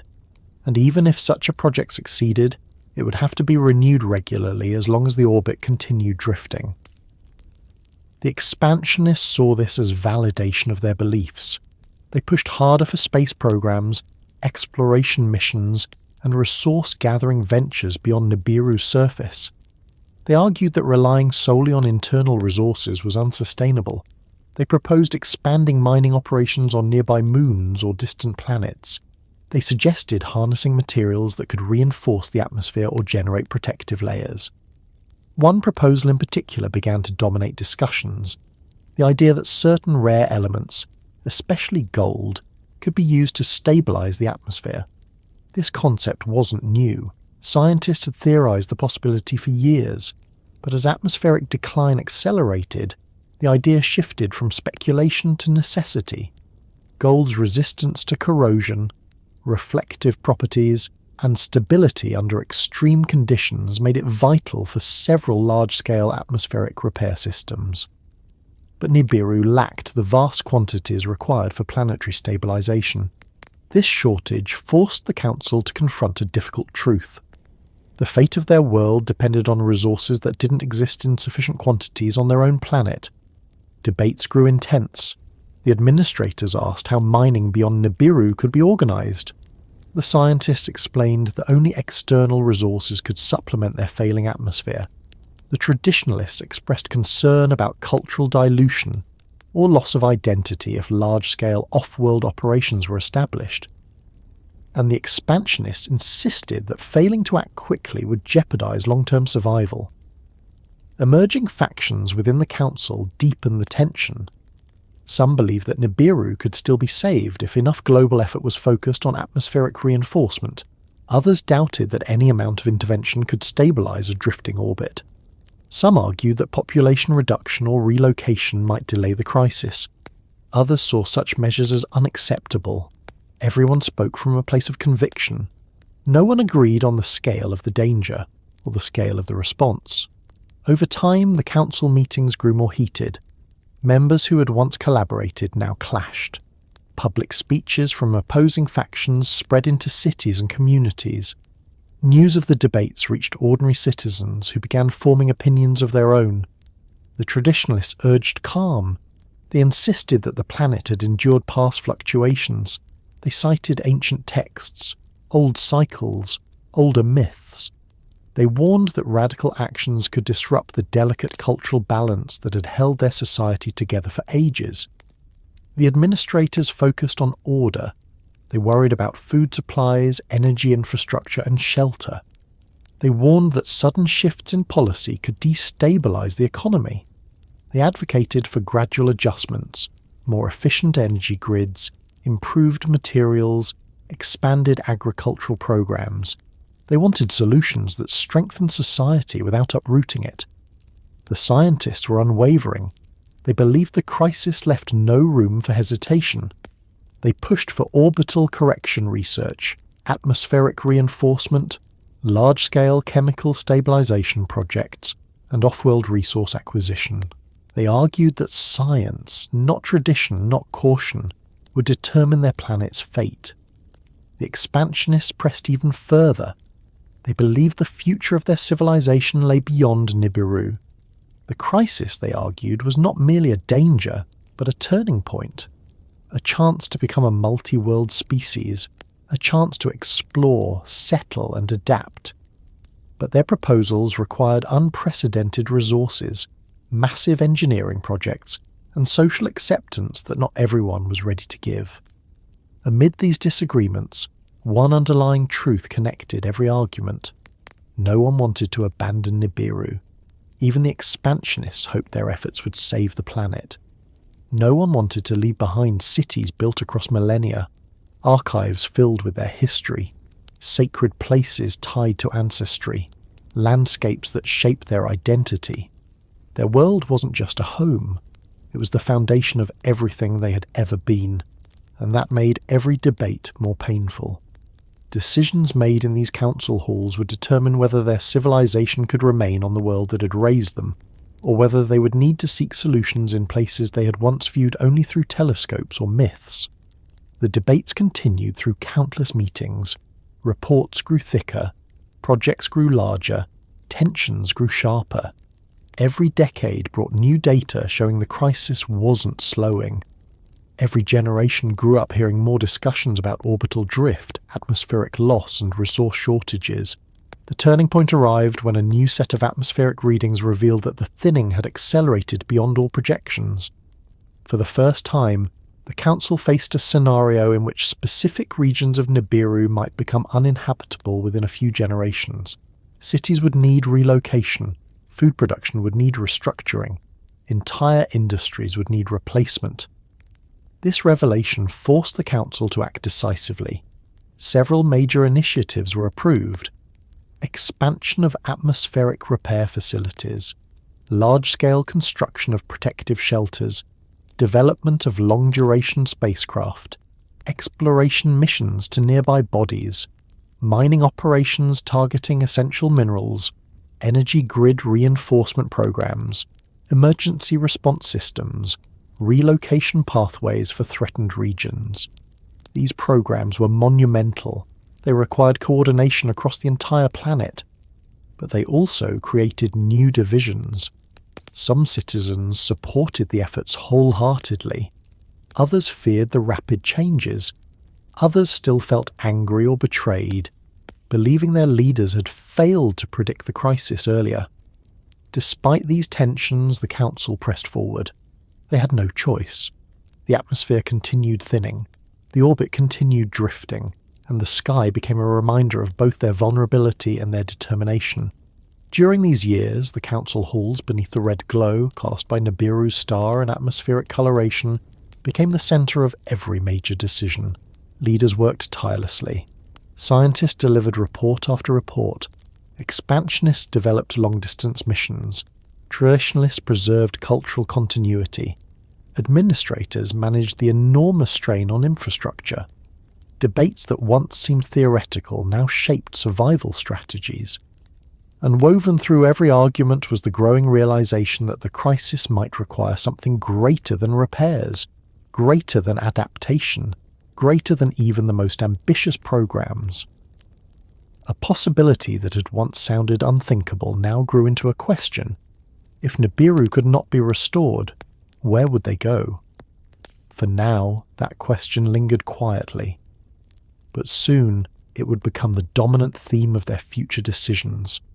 And within these council debates, beneath the dim red glow of a changing sky, the seeds were planted for a journey that would eventually carry them far across the solar system, toward a world they had once considered distant and irrelevant, and which would later become central to their survival. As Nibiru's crisis deepened, the conversations inside the council halls moved gradually from debate to action. Every new data set pointed in the same direction. The atmosphere was thinning faster than projected. The orbit continued to stretch. Winters lasted longer. Warm cycles shortened. Emergency projects helped, but only temporarily. The crisis wasn't a sudden catastrophe. It was a long decline with a clear trajectory. A trajectory that, if left unaddressed, would eventually reshape the entire world in ways no generation had ever experienced. In earlier eras, exploration had been a field reserved for curiosity, a way to deepen understanding of their solar system. Researchers studied nearby moons, they examined minor planets, they sent instruments or early probes to measure composition, temperature, and magnetic fields. These missions were conducted not out of necessity, but out of interest. They expanded knowledge but did not change daily life. Nibiru was stable. It was home. The stars were something to admire, not rely on. But as the crisis grew, the purpose of exploration changed.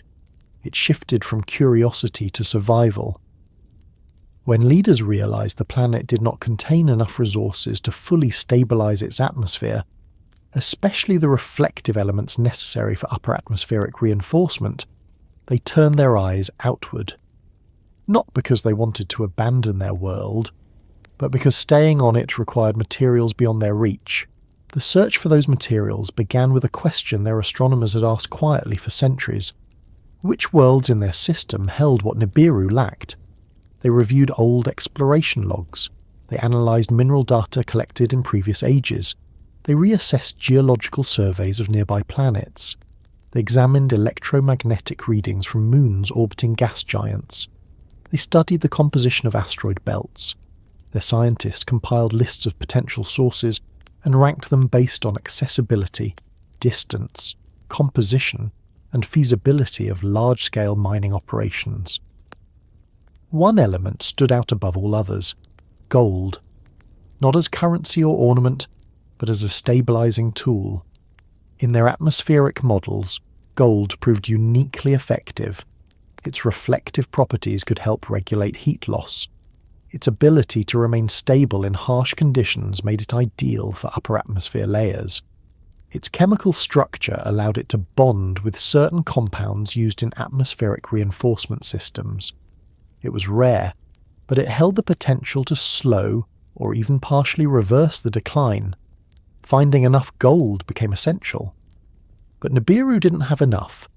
Their early exploration missions confirmed what scientists had feared. Known deposits had been heavily mined during previous centuries.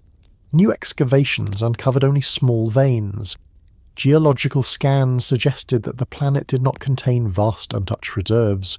Even if they mined every accessible region, the total supply would fall short of what atmospheric repair systems required. The Council had to consider alternatives. They revisited their exploration logs. Which worlds had the greatest potential? Their solar system, like all planetary systems, held a variety of environments.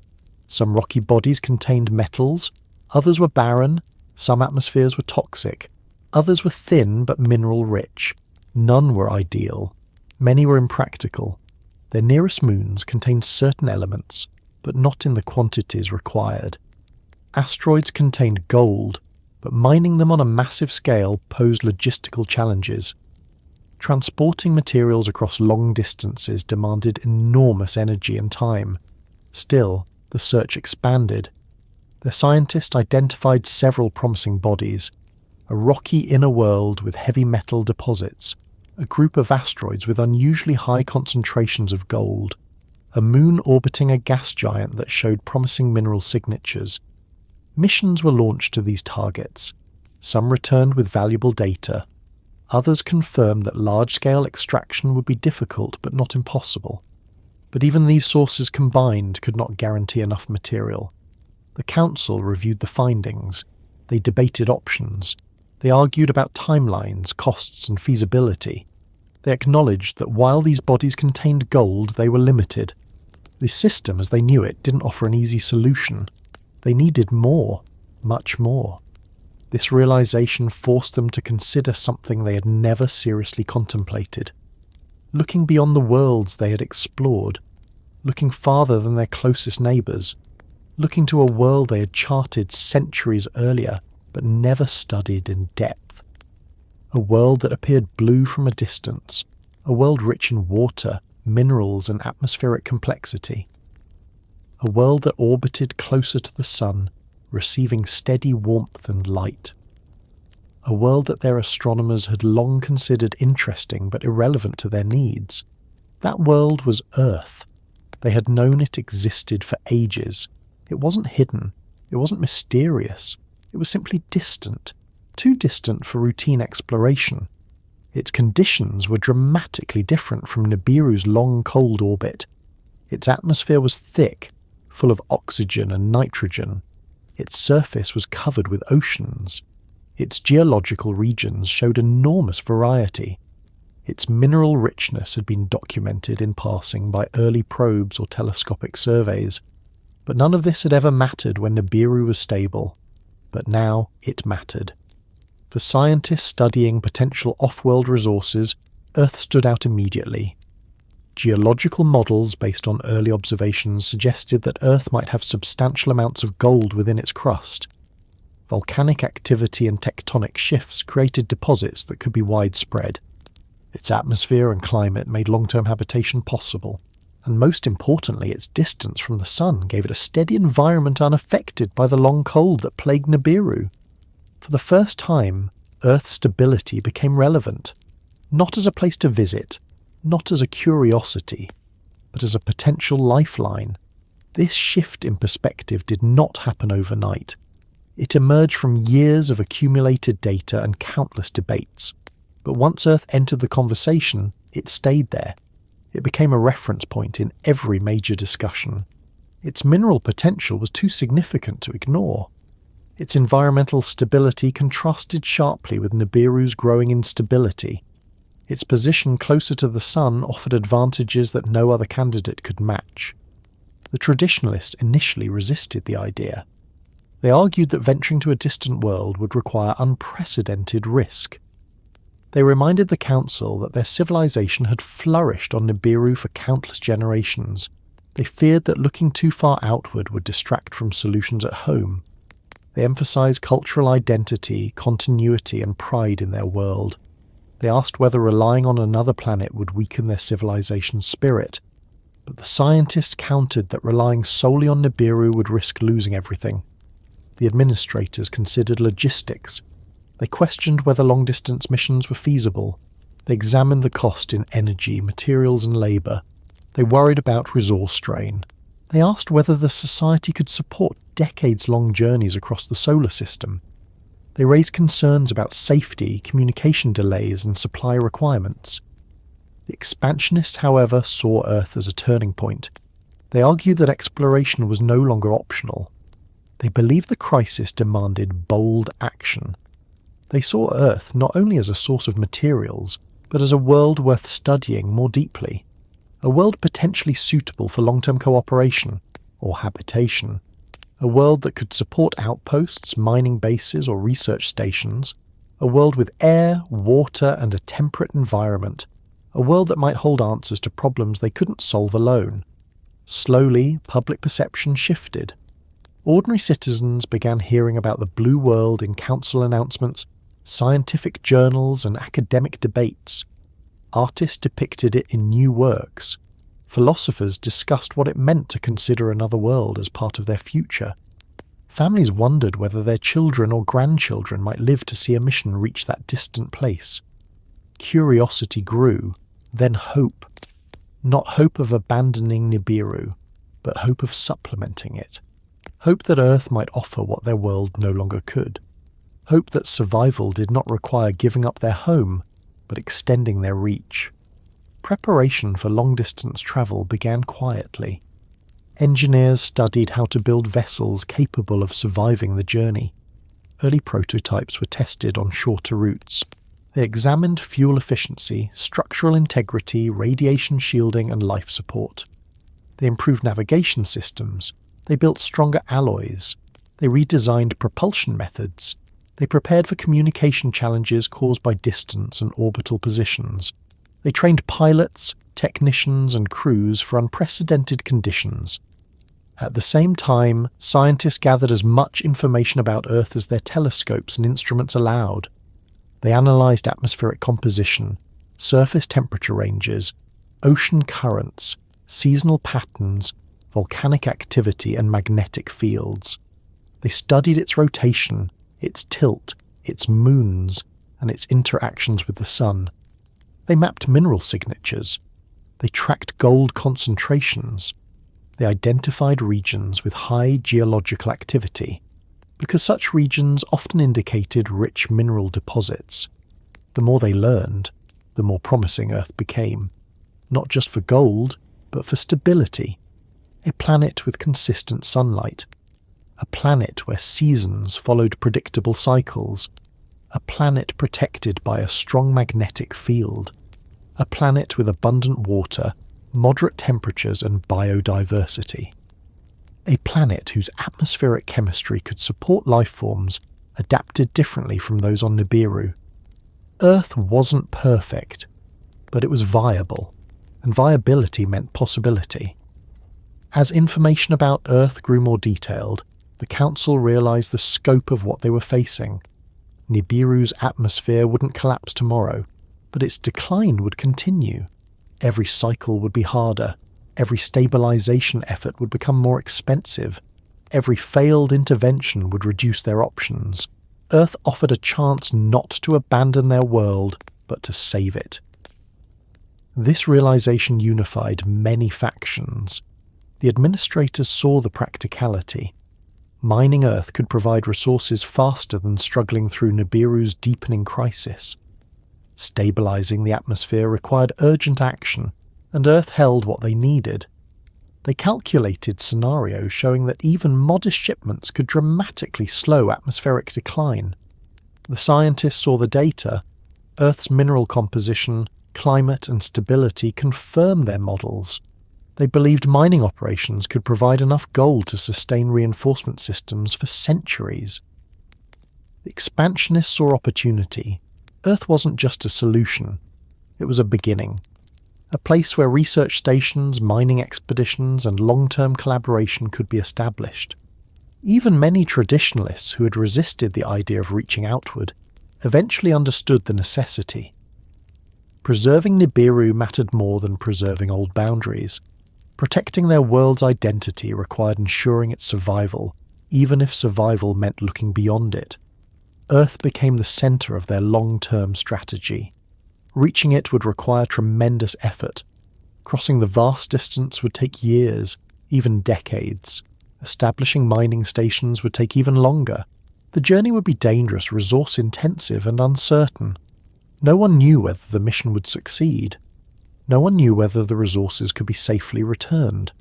No one knew whether unforeseen challenges, geological, biological, or atmospheric, would arise. But they had no alternative. Nibiru's failing atmosphere left them no choice.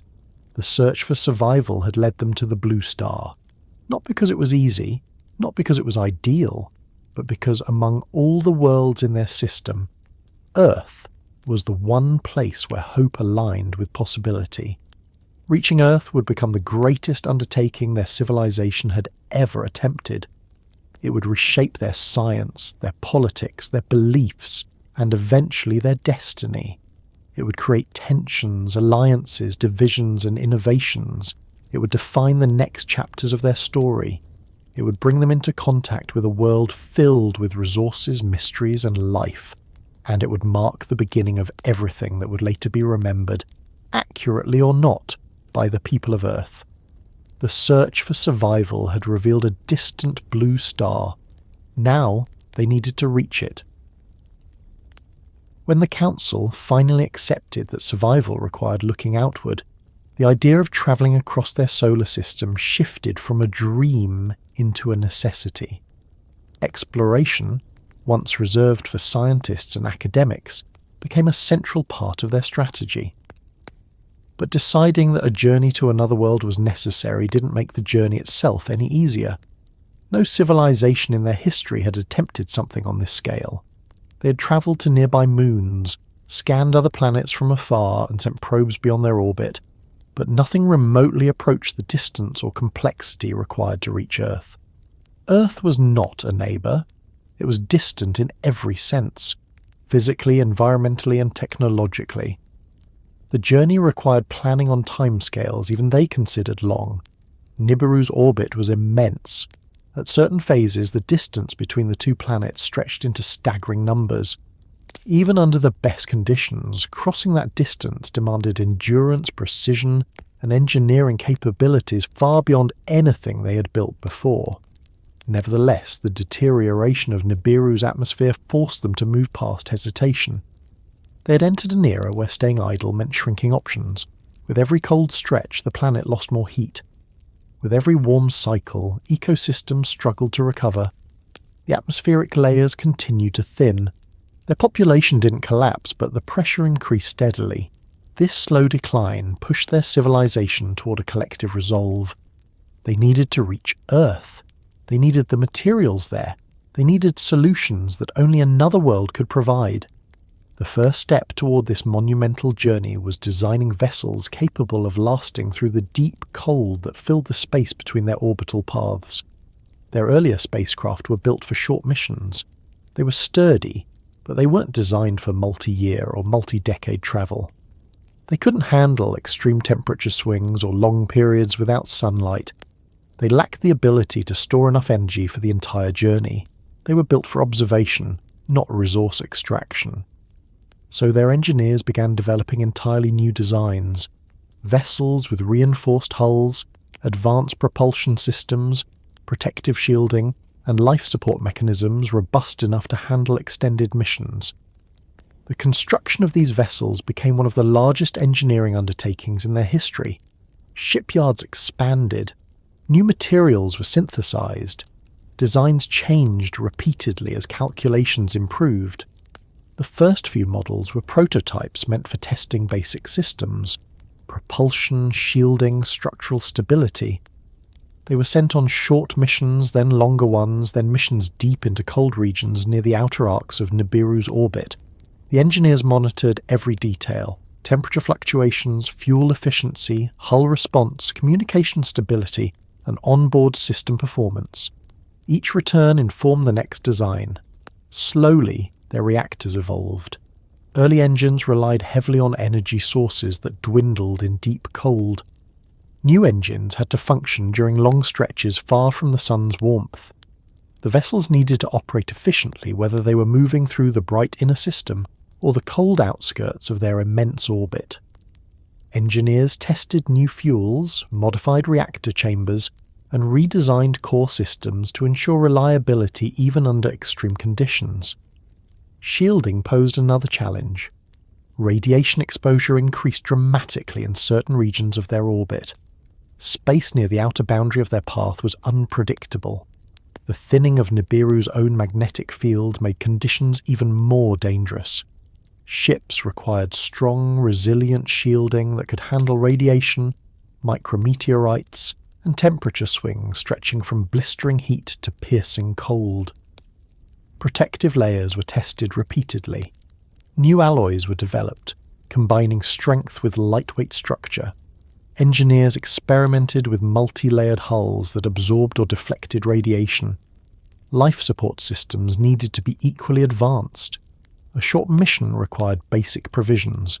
Travelling to Earth required decades of self-sustaining life support, stable recycling systems, and enough redundancy to handle any emergencies that could arise. Engineers improved atmospheric scrubbers, water recovery systems, and nutrient circulation. They designed systems that could sustain a crew without resupply for years. But even with all these technological improvements, one major obstacle remained: navigation. Travelling across such vast distances required predicting the movement of both planets far into the future. Orbits shifted, paths curved, gravitational interactions altered trajectories.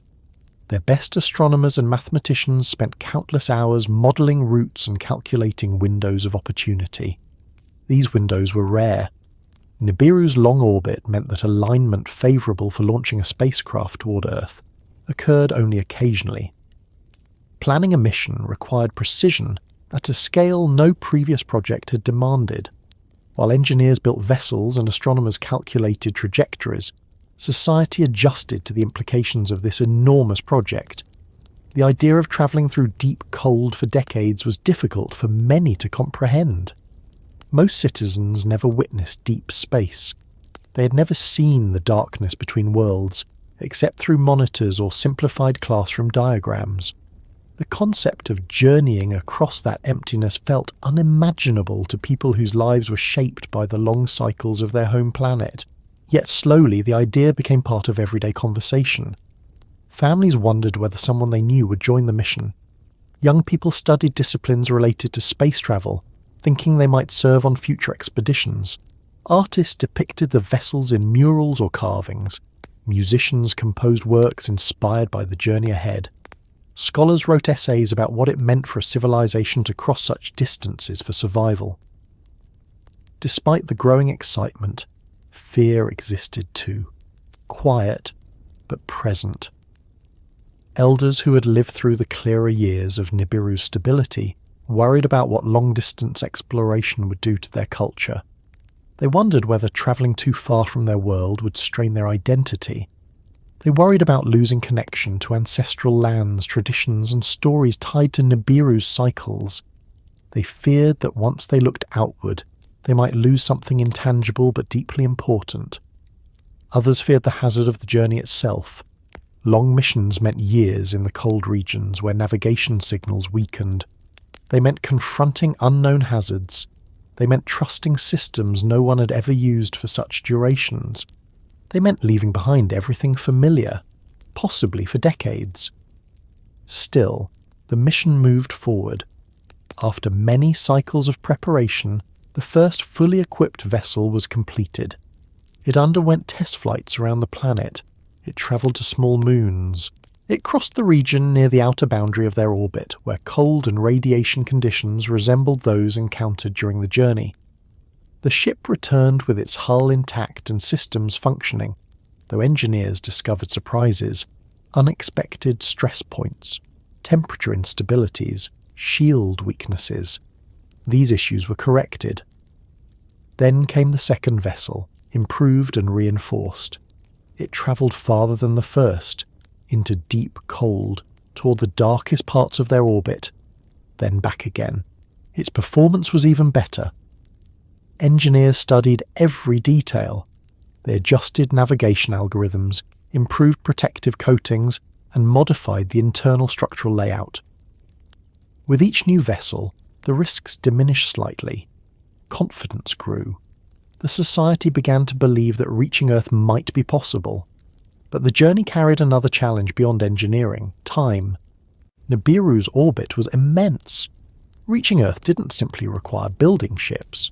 It required timing departure so that the two planets were positioned favourably. Their astronomers spent years calculating when that window would occur. If they missed it, the next alignment might not come for centuries. Launching too early or too late would add years to the journey, or make the mission impossible. Eventually a window was identified. The alignment was not perfect, but workable. The path required navigating several gravitational influences, adjusting velocity at critical points, and timing course shifts with exceptional accuracy. The crew would spend years in deep space, relying entirely on their vessel for survival. But the calculations were solid. The Council approved the mission.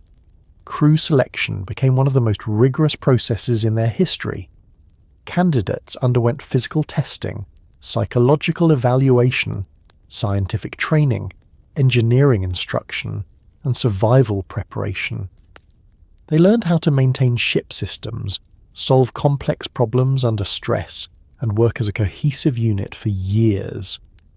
They trained in isolation chambers designed to simulate the psychological effects of deep space travel. They practiced emergency procedures repeatedly until they became instinctive. They studied Earth's geology, atmosphere, climate, and potential hazards. These crews were chosen not only for skill, but for temperament. Long missions required patience, emotional steadiness, adaptability, and strong interpersonal dynamics. A conflict that could be handled easily on Nibiru might become disastrous in the deep cold. The selected crew members became symbols of hope. Ceremonies were held to honour their willingness to undertake the mission. Families gathered to witness their final preparations. People across Nibiru tuned in to watch the vessels roll out from its construction bay. Children learned about the mission in school. Artists sculpted commemorative pieces. Scholars documented every detail for future generations. When the day of departure arrived, the ship stood ready, its hull reinforced with their strongest alloys, its shielding layered and calibrated, its engines powered by their most advanced reactors. It was not perfect. No vessel built for a journey no civilization had ever attempted could be perfect, but it was ready. The launch was not a dramatic, explosive event like those imagined by many cultures. Their engineering approach differed. The vessel rose steadily, guided by magnetic launch systems and controlled propulsion. It ascended through the thinning atmosphere, passed into higher layers where pressure dropped sharply, and then entered the quiet of space. People watched until it was no longer visible. Inside the vessel, the crew began the longest journey any of their kind had ever taken. They monitored systems, adjusted trajectories, and settled into routines. The ship's engines fired in bursts, conserving energy during long coasting phases. The vessel drifted through regions where starlight dimmed, then brightened again as it reached areas with different radiation levels. It passed small bodies and dust fields, recording data along the way. As the ship moved deeper into space, communication delays increased. Messages reached Nibiru after long intervals. Updates were infrequent. The crew adapted to the new rhythm of time, days defined not by the rising and setting of a sun, but by ship cycles and instruments. Every crew member relied on one another. Their world shrank to the size of the vessel. They encountered long periods of quiet. Deep cold pressed against the hull. Distance increased behind them and ahead. The stars outside remained constant, but everything else faded. Their homeworld became a memory carried in stories and rituals maintained aboard the ship. They kept reminders of Nibiru's culture, songs, carvings, instruments, and writings. They maintained a connection through shared heritage, even as the planet itself drifted farther behind them. Years passed. The vessel approached regions where gravitational influences helped guide it toward its final trajectory. Earth grew from a faint point of light into a slightly brighter one. The crew monitored their systems with intensified focus. They prepared for the next phase of the journey, slowing down, entering Earth's space, and preparing for descent. They were no longer explorers out of curiosity. They were representatives of a world trying to survive. As they neared Earth, the vessel's instruments detected the planet's strong magnetic field, abundant atmosphere, and geological richness. The crew verified gold signatures in several regions, confirming earlier predictions. They mapped coastlines, mountain ranges, rivers, and volcanic belts. They studied weather patterns and atmospheric composition. They detected life. Life changed the nature of their mission. It required caution, respect, strategy, adaptation. But it didn't change the core reason they had crossed the deep cold. They needed resources. Their world needed help. Their journey had not been optional. It had been forced by the slow decline of their home. Their arrival near Earth marked the beginning of a new chapter, not only for themselves, but for both worlds. What they found here would shape the choices they made next, and the journey they had completed, long, cold, and unprecedented, would become the foundation of everything that followed, including the first steps taken on the surface of a world that had once been only a distant blue star in their night sky. When the vessel from Nibiru finally emerged from the long corridor of deep space and entered the region governed by Earth's gravity, the crew felt something they had not experienced in years, a steady warmth. Not the warmth of a nearby star's brief passing, or the artificial heat radiating through the ship's internal systems, but the consistent glow of a sun whose proximity never wavered. After so long drifting through cold silence, this shift felt almost disorienting. Even through the ship's sensors, the difference was unmistakable. Earth moved in a far more stable environment than their home. Its orbit was smaller, tighter, predictable. Its seasons were short but manageable. Compared to Nibiru's elongated path, Earth was a world at equilibrium. The crew gathered around observation stations as the planet grew clearer. At first, Earth looked like a sphere of shifting light, blue, white, green, and brown swirling beneath the clouded atmosphere. To them, this mix of colours was unfamiliar. Most worlds they had studied held muted tones, dusty reds, barren greys, or icy whites. Earth's wide oceans reflected sunlight in shimmering patterns that their eyes, used to colder hues, found difficult to interpret. Dense cloud formations spiraled over continents. Storm fronts stretched across coastlines.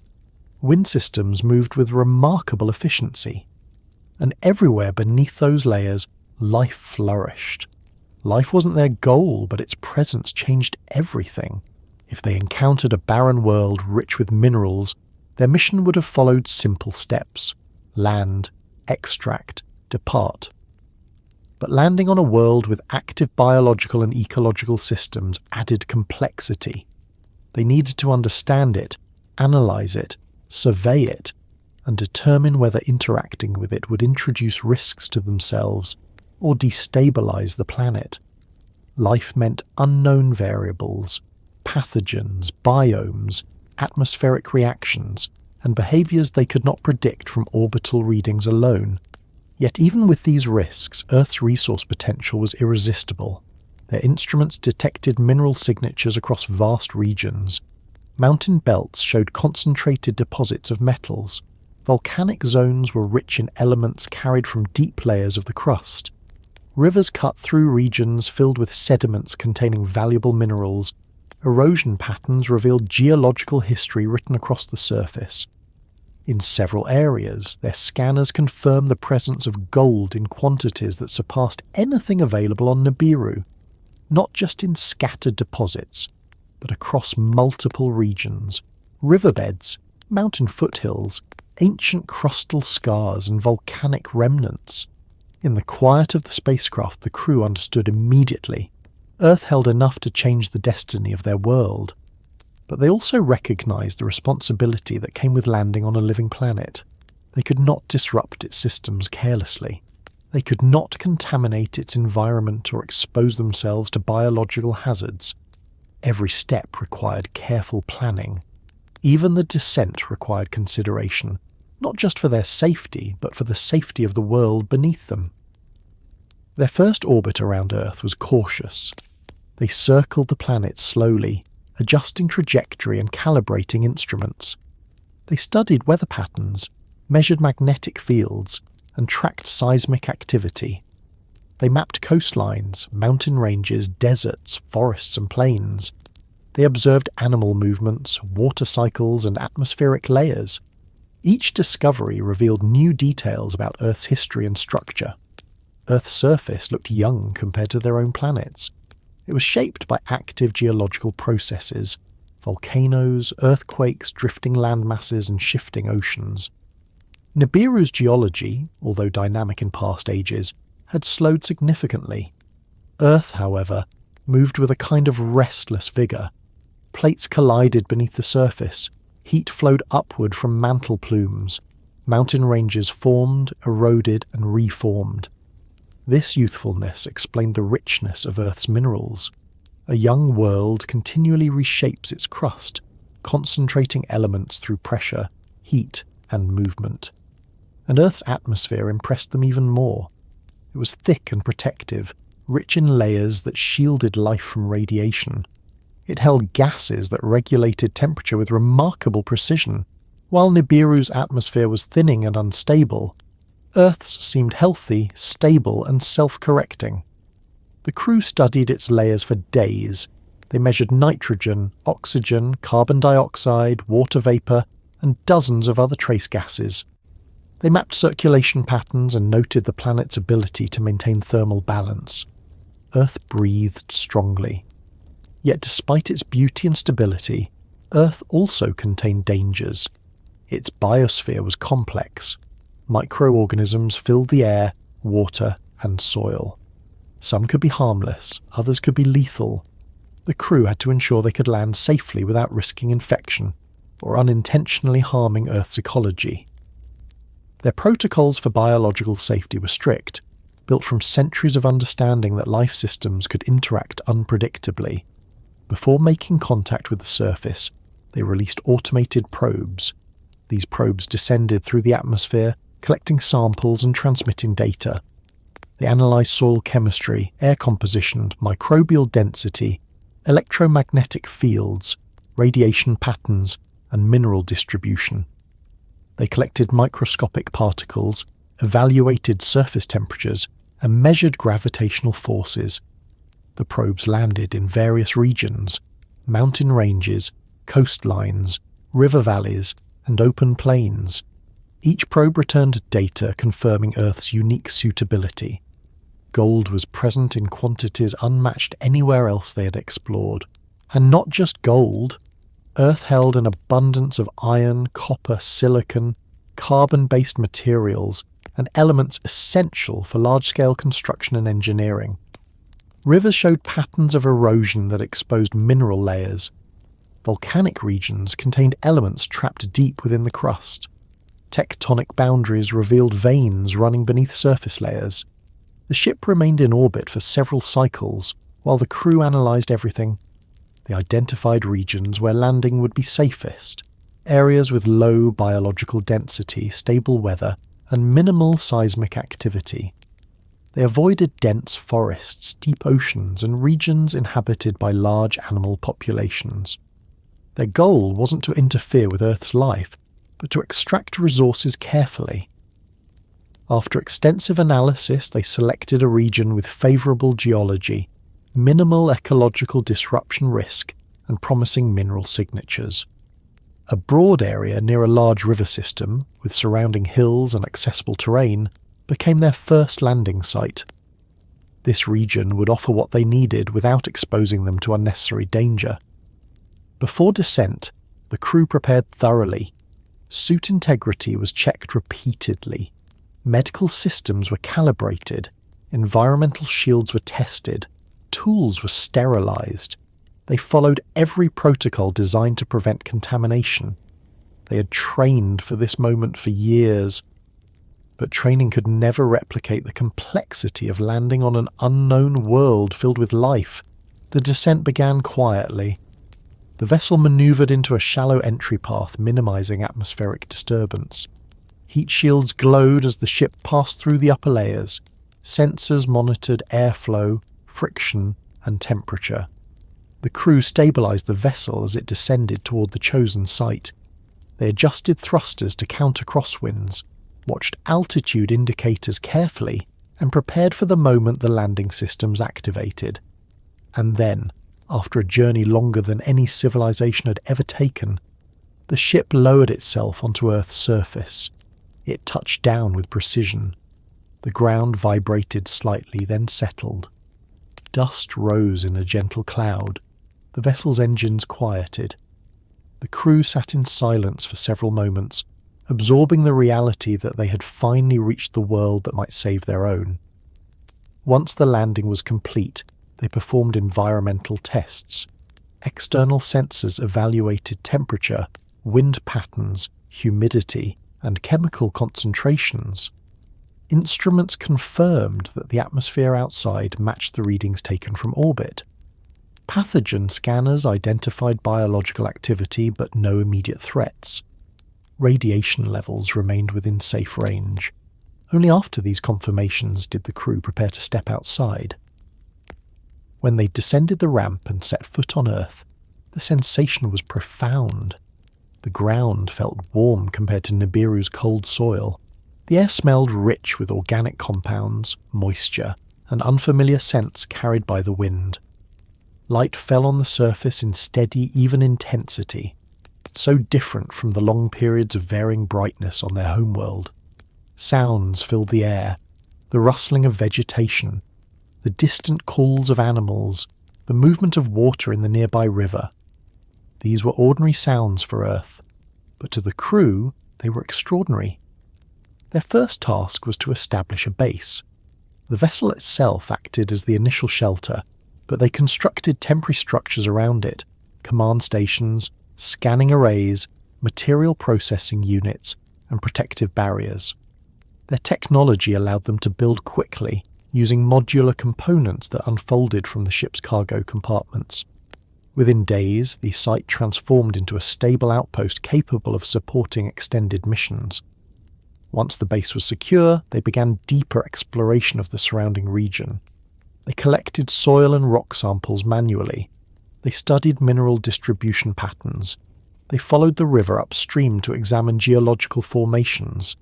They used portable scanners to identify concentrations of gold, iron, and other essential elements. Their findings confirmed their predictions. Earth was not simply rich. It was abundant.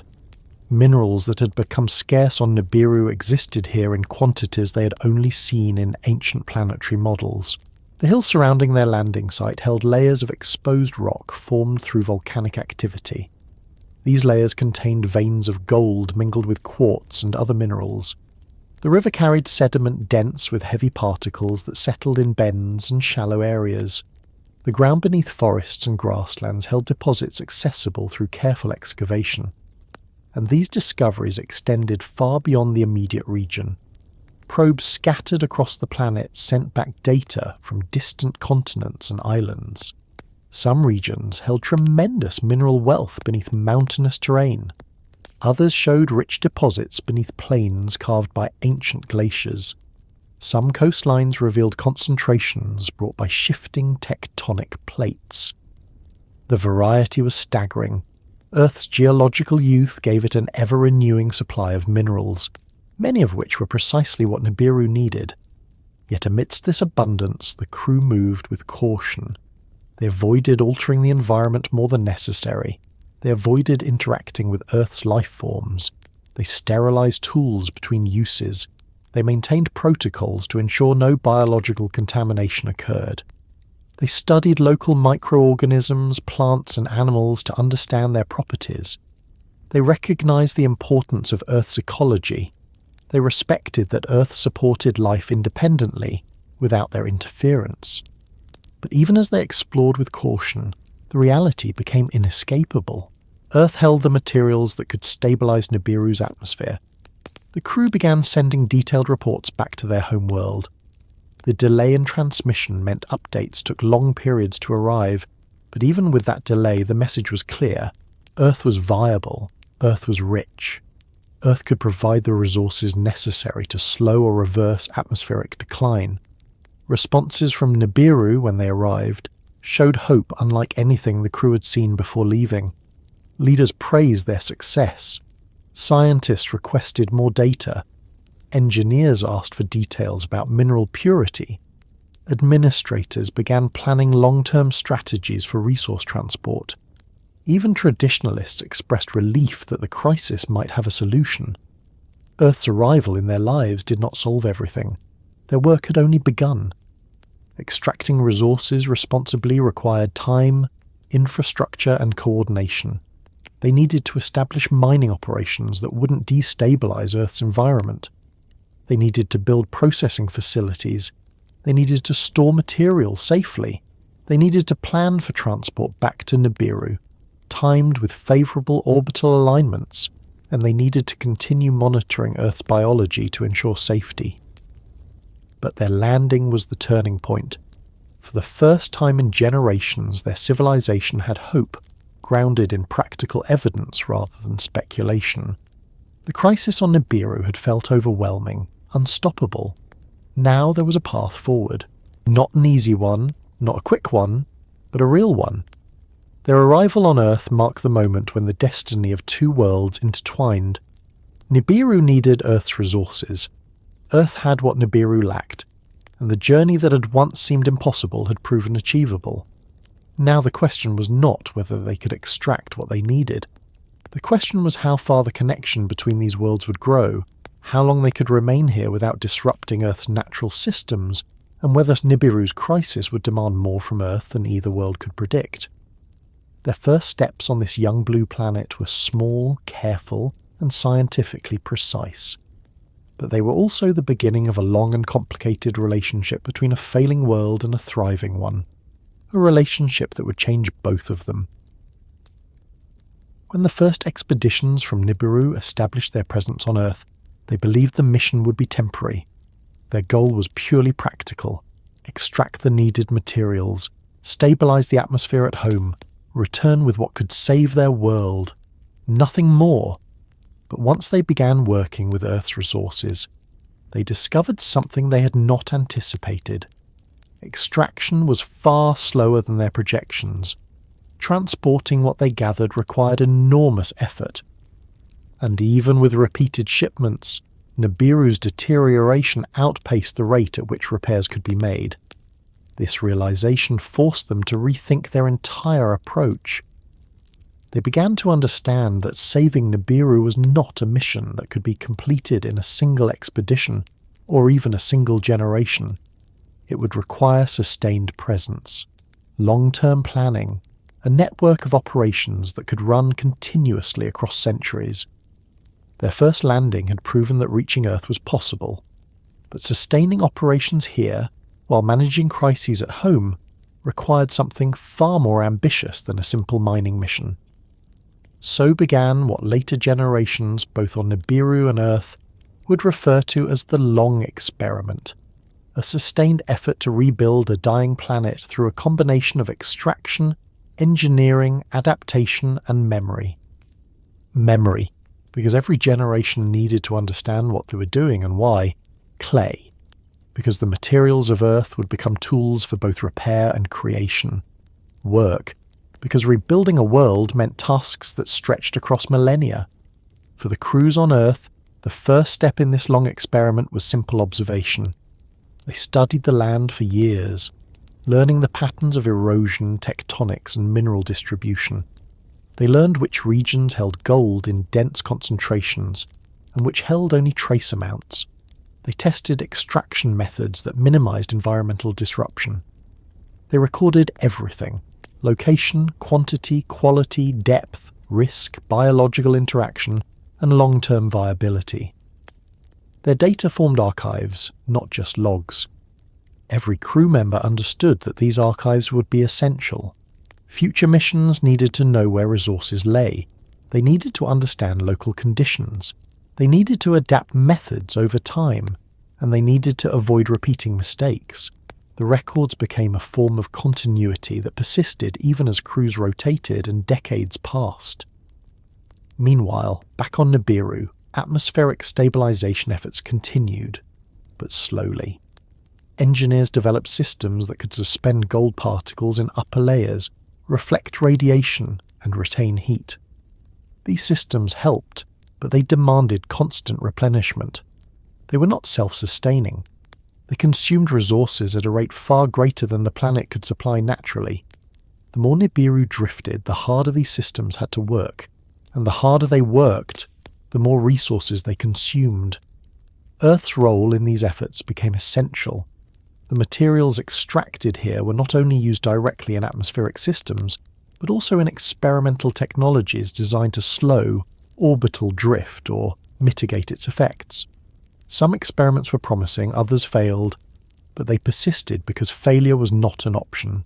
They were racing against a slow-moving deadline that crept across centuries, not months. As their missions expanded, the crews realized another difficult truth. Earth's mineral wealth, while vast, was not infinite. The extraction had to be balanced with preservation. They needed to avoid creating environmental problems on Earth that could jeopardize their ability to continue gathering resources. They could not disrupt ecosystems irreversibly. They could not contaminate water sources. They could not destabilize regions supporting complex life. Their protocols evolved to reflect this. They used precise extraction tools. They avoided overburdening any single region. They left large swathes of land untouched. And yet, even these measures did not accelerate the process enough. Gold, for its atmospheric uses, required refinement. The refinement process itself required enormous energy and specialized systems. Earth offered some materials they needed for refinement, but not all. Transport vessels had to launch with precise timing, carrying only what their propulsion systems could manage. Even with improved engines, each trip was long, each shipment took years, and each shipment was only a fraction of what Nibiru needed. The council back home continued debating solutions. Some wanted to expand Earth's operations more aggressively. Some believed they needed to send more workers.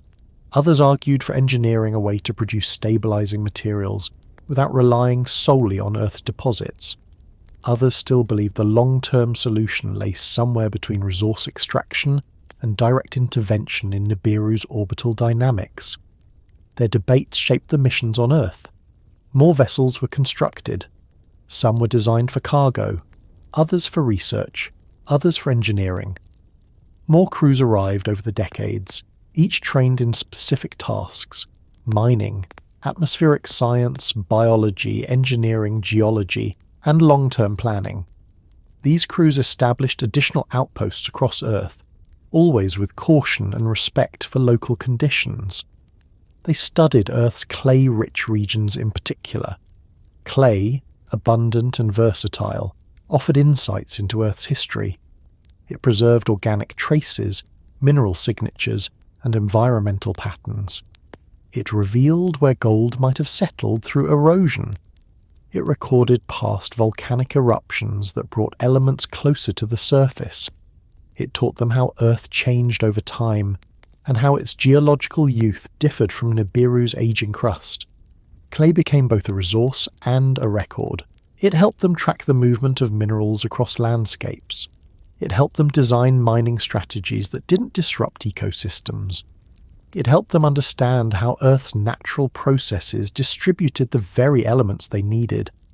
It also became a metaphor in their discussions, a reminder that even worlds could be reshaped if handled with precision and patience.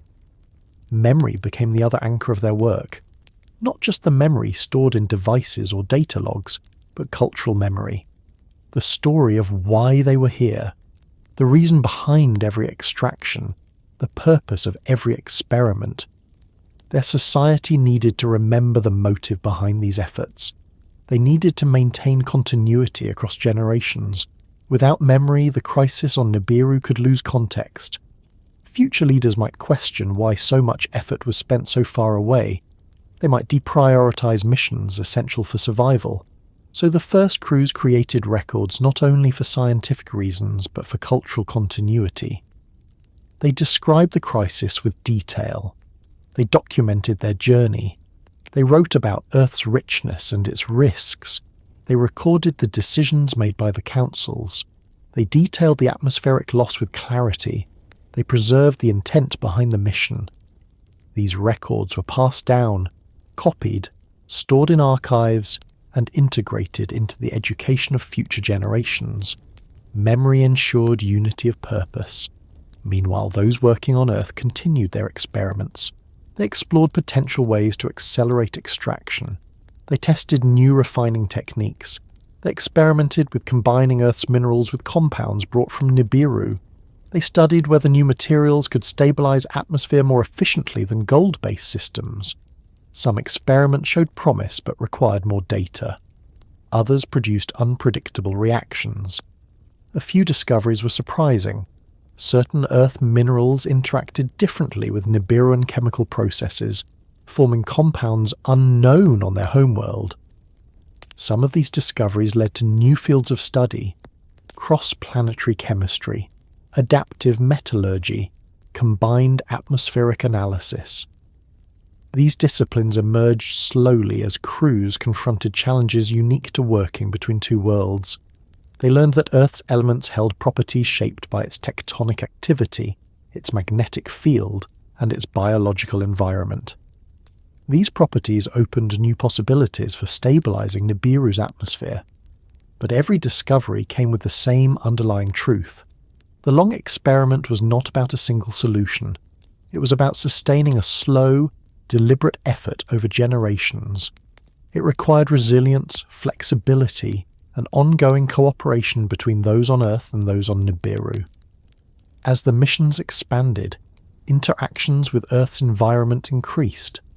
Crews studied local climates, monitored the effects of extraction, and tracked ecological changes. They learned how Earth's systems responded to disturbances.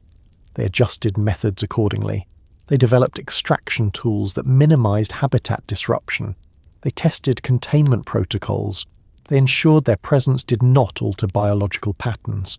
Still, the risk remained. A living planet is unpredictable. Earth storms were powerful. Lightning struck with frequencies unfamiliar to those from the colder worlds. Rivers flooded and carved new paths. Volcanoes erupted without warning. Earthquakes reshaped landscapes. The crews had to adapt constantly. They developed systems to predict weather patterns, identify tectonic shifts, and monitor volcanic activity. They learned to work around Earth's movements rather than against them. At the same time, Nibiru's crisis continued.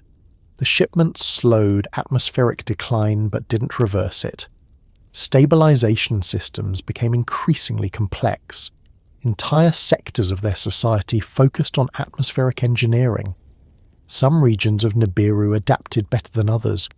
The warm cycles still provided relief, but they were shorter each time. The cold passed deeper into latitudes that had once been mild. The long experiment became the central project of their civilization. Every child growing up during this era learned about the mission. They learned about Earth. They learned about the need for unity. They learned that survival depended on understanding two worlds at once. They learned that patience could achieve what panic could not. They learned that their ancestors had refused to give up. They learned that hope lay not in sudden solutions but in steady work. Some crews returned home after decades on Earth. They brought with them detailed records, refined materials, and updated data. They brought personal accounts of Earth's landscapes and life. They brought scientific breakthroughs and engineering improvements. And they brought a renewed sense of responsibility. Other crews replaced them. The outposts continued operating. New regions were surveyed. New deposits were discovered. Additional protocols were developed. Over time, their presence on Earth became more structured and more efficient, though never intrusive. They treated Earth not as a world to conquer, but as a partner in their long struggle. Yet even with all their progress, the crisis at home persisted. This led some members of the Council to question whether Nibiru could ever be fully restored. If the planet's orbit continued drifting, atmospheric stabilization might always require external support.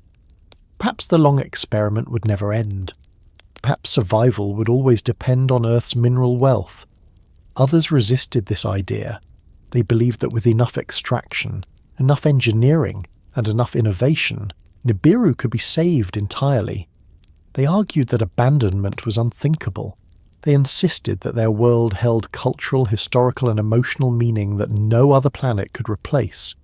The debate stretched across generations.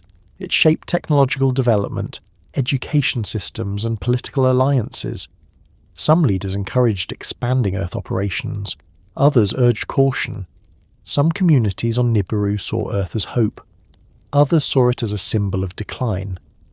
But regardless of opinion, one fact united everyone. The long experiment was working, slowly but undeniably. Atmospheric decline slowed. Some layers stabilized temporarily. New technologies improved heat retention. Orbital correction theories advanced. Regions once thought doomed regained viability. The planet lived, though it lived in a fragile balance maintained by effort on two worlds. And through all of this, the crews on Earth continued to learn. They developed new extraction tools. They created long-distance communication systems. They established protocols for long-duration missions. They discovered Earth materials that interacted with Nibiruan compounds in unexpected ways. They refined predictive models for both planets' climates. They documented Earth's early civilizations as they began emerging. They made choices that balanced survival with respect. In the end, the long experiment was not just engineering. It was endurance. It was cooperation. It was memory tied to purpose. It was the shared task of two planets, one failing and one thriving, connected by necessity, effort, and time. Nibiru's future depended on these continued efforts. Earth's role in that future was growing, and the destinies of both worlds would soon become even more intertwined than any early crew could have predicted. The long experiment wasn't finished, not even close. It was simply reaching a point where its consequences could no longer remain isolated to scientific circles or council halls. It was about to reshape the lives of both civilizations in ways neither had fully anticipated yet. As the long experiment progressed, and as generations on both Nibiru and Earth adjusted to the demands of rebuilding a world that was slowly slipping out of balance, the unity that once defined their civilization began to thin. At the start, the crisis had brought them together. Every council meeting centered on survival. Every engineer, scientist, administrator, and worker shared a common goal. Every debate, however heated, circled back to the same purpose: saving Nibiru. But as the centuries stretched on, and as the demands of the mission expanded, strains formed within their society. Strains that grew wider when individuals began interpreting the crisis differently. These divisions did not emerge suddenly. They accumulated gradually like fractures hidden beneath a layer of stone. Each small disagreement carved a thin line. Each unresolved dispute widened it slightly. Each generation inherited tensions from the one before. Every decision that stretched resources or disrupted tradition created new pressure, and every new attempt to stabilize Nibiru produced consequences unevenly felt across regions, professions, and clans. In time, those fractures deepened enough to create clear factions, groups often referred to in later Earth traditions as rival gods, though at the time they were simply leaders, specialists, and decision-makers with competing visions. The first fracture formed between those who believed Nibiru could still be restored fully, and those who believed the planet had already passed a point of no return. The restorationists held firmly to the belief that Nibiru's decline could be reversed. They trusted the long experiment. They believed atmospheric repair systems could eventually stabilize every region. They argued that abandoning the idea of a full restoration was both defeatist and dangerous. To them, commitment to Nibiru was synonymous with loyalty to their ancestors. Restoring the planet wasn't just a scientific project, it was a cultural obligation. Their identity was tied to the world they had inherited. The pragmatists disagreed. They believed Nibiru would always remain fragile if its orbit continued drifting. They argued that no matter how much Earth contributed, no matter how much engineering succeeded, The underlying instability could never fully be corrected. To them, the long experiment wasn't a path to restoration. It was a method of delaying decline. These individuals saw Earth not just as a resource hub, but as a potential future home, or at least a long-term partner. They advocated for expanding presence on Earth, building larger outposts, developing self-sufficient systems, and preparing for the possibility that Nibiru might one day become uninhabitable. These two viewpoints did not align. The more the crisis progressed, the sharper their disagreements became. Another fracture formed over the role of Earth in their society. Some leaders believed Earth should remain a temporary mission site, a place from which to extract what Nibiru lacked. They warned that building significant infrastructure on Earth could create dependence. They feared that future generations might attach themselves more to Earth than to Nibiru, especially if Earth offered a more stable environment. They saw Earth's life forms as unpredictable variables. They believed that overstepping boundaries could lead to ecological harm or moral consequences. Their caution came partly from scientific understanding and partly from cultural tradition. Others believed Earth should be integrated more fully into their long-term plans. They argued that relying on a narrow window of extraction cycles was inefficient and risky. They proposed forming permanent settlements to gather materials more efficiently. Some even suggested shaping Earth's environment to better support long-term presence. They saw Earth as an ally, not a temporary partner. These positions clashed repeatedly. Even the crews stationed on Earth felt these divisions. Some embraced the idea of building larger bases.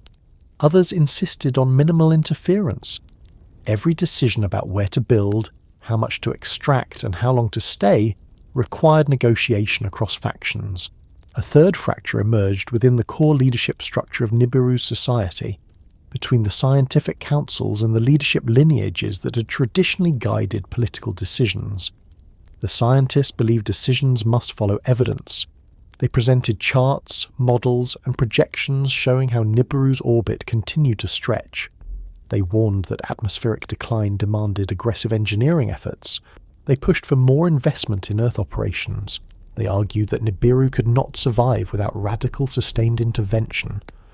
But the lineage leaders, the individuals whose families had shaped the civilization for ages, were not always convinced. They valued stability, continuity, and tradition. They believed that rapid adaptation could disrupt cultural foundations. They warned that scientific predictions sometimes overestimated risk. They insisted that society should not shift dramatically based on projections alone. They worried that giving scientists too much authority could undermine social cohesion. This tension grew sharper as younger scientific generations challenged older political traditions. Every new discovery from Earth added more pressure. Every atmospheric decline on Nibiru added urgency. Every generational transfer of power created new questions about which priorities mattered most.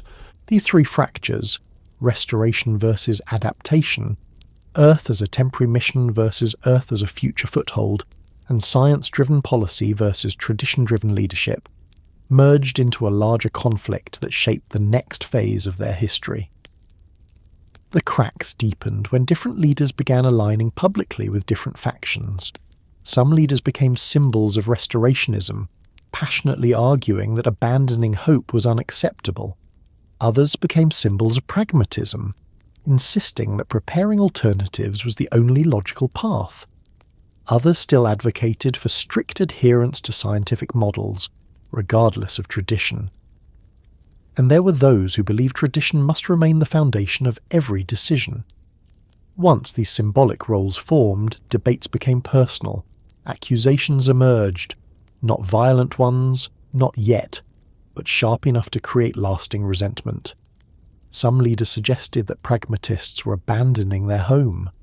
Pragmatists accused restorationists of being unrealistic. Scientists accused traditionalists of endangering the planet by clinging to outdated structures. Traditionalists accused scientists of undermining unity. The council halls that once echoed with urgent but cooperative discussions now contained tension that felt thick enough to reshape the air. Even the outposts on Earth noticed the shift. Crews reported that decisions from Nibiru arrived with conflicting instructions. One group ordered accelerated extraction, another ordered minimal interference. One council demanded expanded surveying, another insisted on limiting expansion. These contradictions slowed progress and frustrated the crews. They had travelled across the solar system, endured the deep cold, risked exposure to unfamiliar environments, and worked tirelessly to extract resources needed at home. Now they found themselves uncertain which directives to follow. The fractures also appeared in how different groups viewed the young human species emerging on Earth. Some leaders believed humans should be observed but left alone. Humans were part of Earth's natural development. Interfering with them, they argued, could create ethical and ecological consequences. Others believed interaction was inevitable. If they were to remain on Earth for centuries, some degree of influence was unavoidable. They proposed structured interactions, knowledge sharing, or limited guidance to ensure humans did not accidentally interfere with extraction efforts. And others held an even stronger view, that humans could eventually assist with the long experiment, not through exploitation, but through collaboration. Humans adapted quickly to their environment. They learned rapidly. Their societies grew steadily. Some leaders believed that forming an alliance with emerging human communities could benefit both worlds, not immediately, not aggressively, but gently, across long spans of time, as humans reached a stage of development where communication and cooperation became possible. These differing views added a new layer of disagreement to an already divided council. Some factions feared humans would become rivals. Others feared humans would disrupt Earth's ecology if taught too quickly. Others believed humans might eventually surpass Nibiruan capabilities if given certain knowledge. Others remained confident that humans were too young as a species to pose any significant threat. Even among the scientists, opinions differed. Some saw humans as subjects of study. Others saw them as potential partners. Others avoided the topic entirely, focusing only on mineral extraction and atmospheric restoration. As these debates intensified, tensions among their leaders began shaping behavior in ways that influenced both worlds. Some leaders began pushing for enhanced presence on Earth, not just for mineral extraction, but for influence. Others resisted, insisting that Earth must remain undisturbed. Some pressured atmospheric engineers to accelerate development even at the cost of stability. Others demanded more cautious experimentation to protect what remained of Nibiru. In time, these disagreements created subtle alliances among leaders who shared similar beliefs. They held private discussions, they exchanged information selectively, they interpreted data through their own priorities, and while their disagreements rarely escalated into open hostility, they created an environment where decisions were slower, more complicated, and often contradictory. These fractures also affected how resources were distributed. Regions aligned with restorationists received more support for internal atmospheric projects. Regions aligned with pragmatists received more support for earthbound missions. Scientists aligned with exploration factions were funded generously. Scientists aligned with cautionary factions struggled to gain approval for experiments that required long-term observation rather than immediate results. Slowly, the unity that once defined their civilization weakened. And as unity weakened, the crisis became harder to manage. Atmospheric systems required constant fine-tuning, yet political disagreements delayed decisions. Earth operations require consistent coordination, yet contradictory orders slowed progress. Development of new extraction technologies became uneven. Long-distance communication suffered delays due to conflicting priorities. Even crew members sent to Earth began siding with different factions based on the messages sent from home. All the while, the crisis at Nibiru deepened, slowly but steadily. Restorationists responded by doubling down on their vision. Pragmatists responded by intensifying calls for long-term alternatives. Scientists responded by publishing models showing the consequences of inaction. Traditionalists responded by urging patience and unity. These opposing responses created pressure that no single council could contain. Eventually, what had begun as differing opinions became a true ideological divide. An ideology, once formed, began influencing everything, from which projects were approved, to which leaders gained influence, to which missions were prioritized, to how future generations were taught. The fractures had become part of their civilization's inner landscape. The conflict didn't erupt suddenly. It didn't manifest as war. It became something more subtle, more enduring. A persistent difference in worldview that shaped every major decision. A fault line beneath the surface of their society, shaping tensions slowly until they reached a point where compromise became nearly impossible. These divisions influenced the next phase of Nibiru's story. They influenced the fate of Earth's early civilizations. They influenced the choices of leaders whose names would later become myths. And they influenced the ultimate decision that some factions embraced reluctantly, some enthusiastically, and some resisted until the very end. The decision that would eventually force them to choose between fighting for a dying home or stepping into a future shaped by a world not their own. The fractures were no longer hidden. They were now the defining force guiding what happened next. For generations, those who travelled between Nibiru and Earth lived with a simple belief. One day, the long experiment would succeed. One day, Nibiru would stabilise. One day, their world would recover. Every shipment of gold, every calculation, every extraction protocol, every new atmospheric design, every careful intervention brought them closer to that hope. They told themselves these efforts were temporary. They assured their children that the crisis was difficult but manageable. They believed that unity, effort and time would restore what had been lost. But there came a moment, subtle at first, then undeniable, when those returning from Earth began to sense something different. It wasn't a single event that changed their perspective. It wasn't a catastrophe. It wasn't an explosion or a collapse. What they saw was quieter, gradual, a series of shifts that only became clear when seen from the outside. When a vessel, heavy with refined material, left Earth's atmosphere, crossed the deep cold once more, and turned back toward their home, the image that greeted them was not the Nibiru remembered from older records. It looked dimmer, not by much, but enough. Its glow, once strong even across the vast distance, had faded. The red-tinted halo of its atmosphere, once thick, reflective and warm, had thinned into something fragile. The star it orbited still warmed it, but the path it followed stretched farther now. The cold of space pressed against it more deeply. From afar, Nibiru looked as though someone had dimmed a lantern that had burned bright for ages. The crews noticed immediately. Every vessel that made the long journey watched the starward hemisphere carefully. They recorded its colour, its brightness, the thickness of its atmospheric layers. They compared current readings with older records. Even those without scientific training could see the difference. When they approached for the first time after years on Earth, their home looked older, weaker, and quieter. The crews felt it long before they landed. As they neared the planet, they passed through outer atmospheric layers that once glowed with charged particles. The glow was still there, but softer. The colours that had once shimmered across the upper layers were muted. The density of those layers had changed.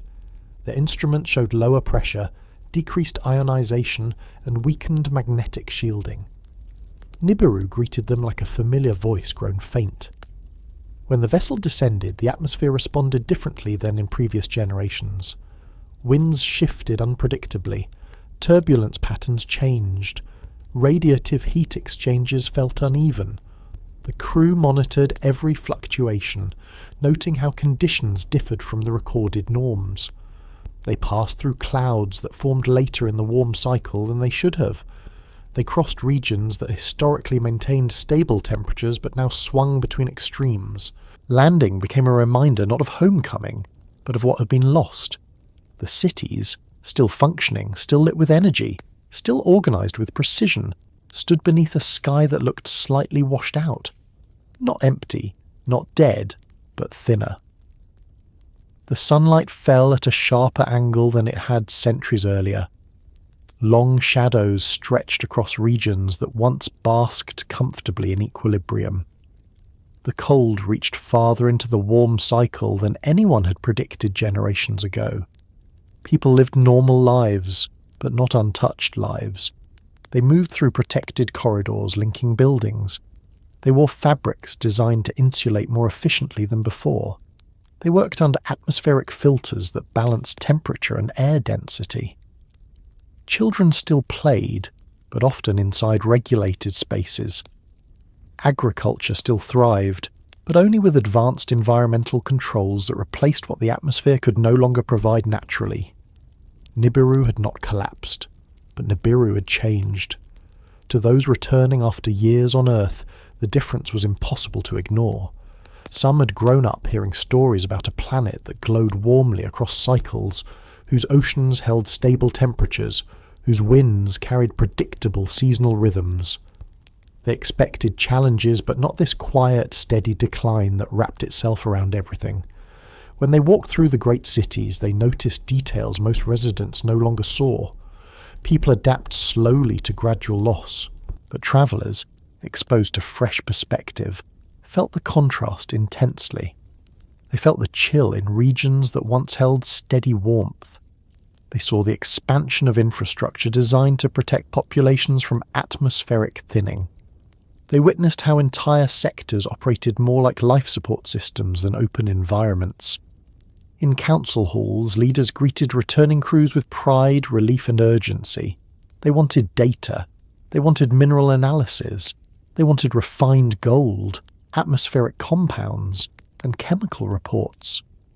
They needed confirmation that Earth still held the resources necessary to slow the decline. They needed hope. Hope that the long experiment continued to work, even if only at a fraction of the speed required.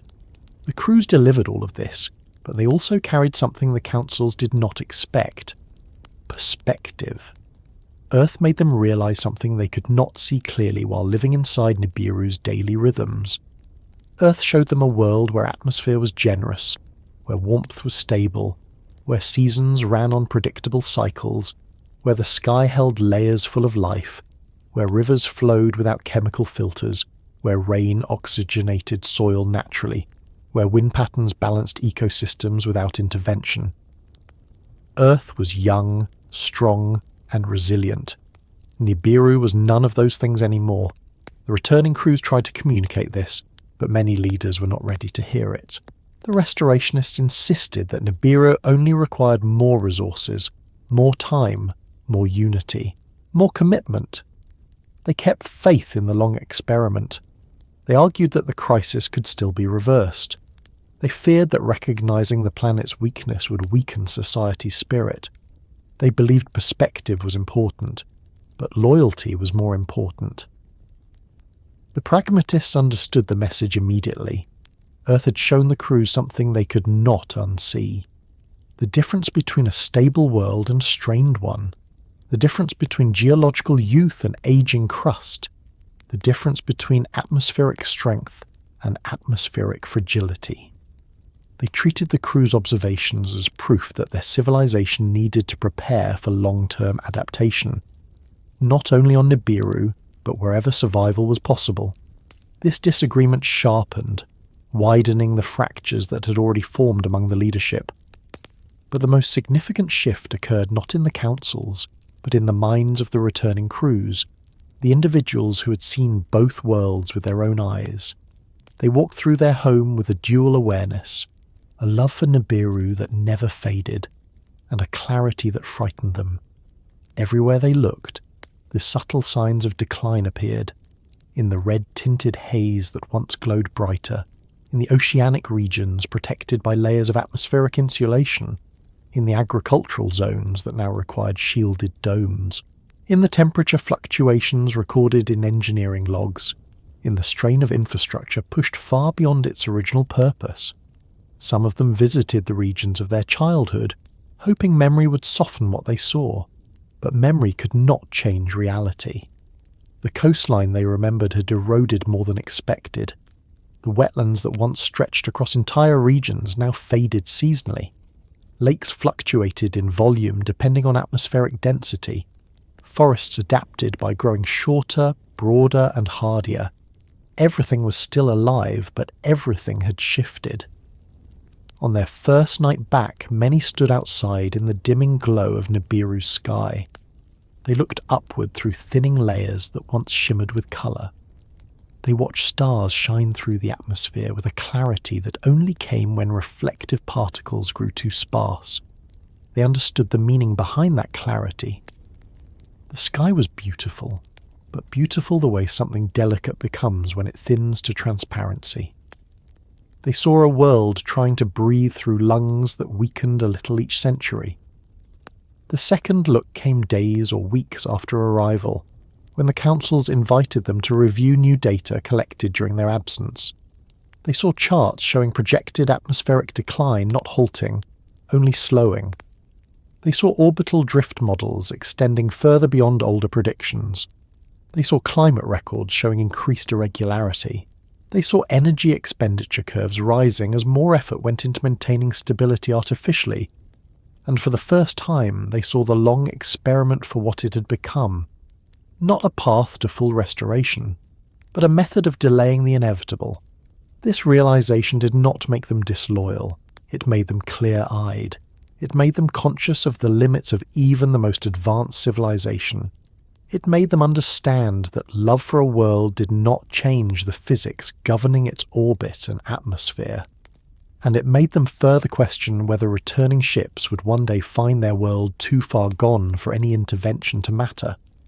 Some among them reacted with renewed determination, pouring themselves more intensely into the work, believing that every delay bought precious time. Others responded with sorrow, recognizing in the quiet decline a future that frightened them. A few responded with anger, frustrated that earlier leaders had not acted sooner. Many reacted with a mixture of acceptance and grief.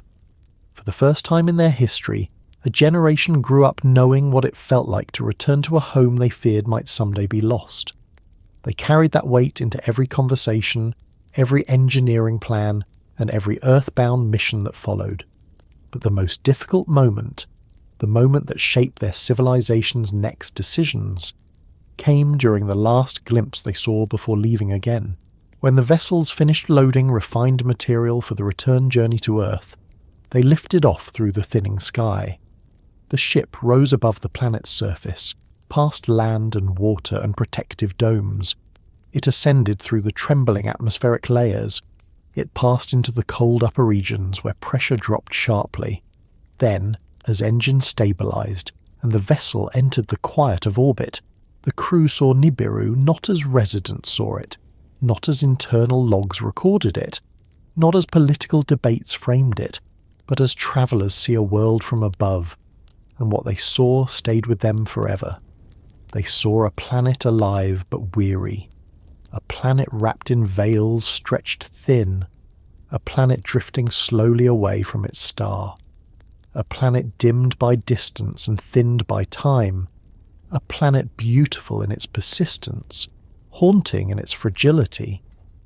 Some whispered that Nibiru looked smaller than they remembered, not physically, but emotionally, as if the crisis had narrowed its presence in the sky. Others stood in silence, absorbing every detail, the red glow, the faint atmospheric layers, the shifting currents visible beneath clouds, the subtle irregularities that told the story of a world fighting against forces greater than itself. They understood, in that last look, something their ancestors had never imagined. The long experiment might not end with triumph. It might end with departure, not abandonment, not defeat, but a quiet acknowledgement that sometimes a world can only be saved by leaving it behind. The ship turned toward Earth. Nibiru grew smaller in the distance, the glow fading into the dark, and for the first time the crew carried with them not only the mission to gather what their planet needed, but the growing awareness that they might one day carry something else, memory, heritage, and the responsibility to ensure that Nibiru, even if it could not survive forever, would not be forgotten.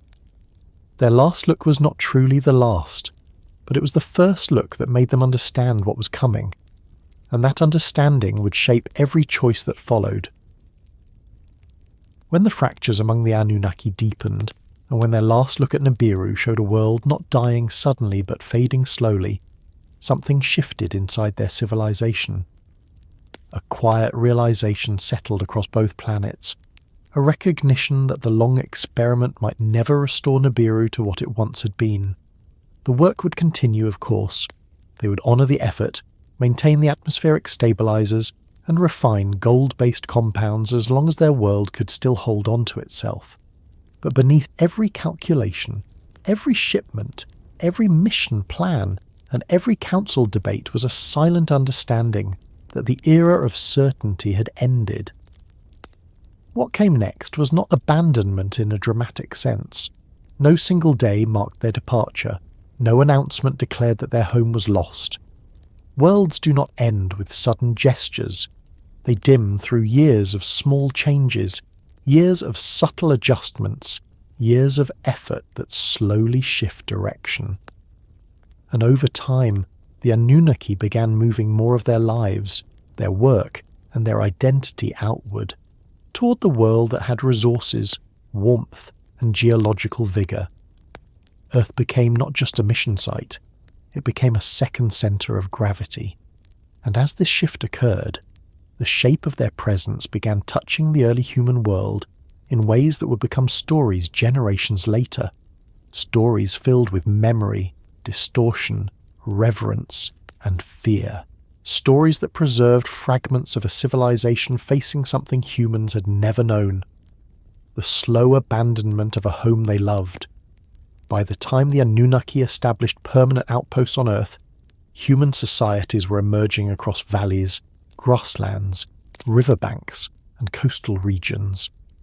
These societies were small but growing quickly. Their migrations carved paths across continents. Their innovations, the shaping of tools, the discovery of fire-based techniques, the beginnings of agriculture, were transforming their environment. The Anunnaki watched all of this with caution and curiosity. They understood that humans, though young, were adaptable. They learned fast. They lived with urgency the Anunnaki no longer possessed. Some leaders believed interaction should stay minimal. Others believed it could never remain so. Some saw humans as potential partners in the long experiment. Others saw them as the variables that needed gentle guidance to avoid conflict.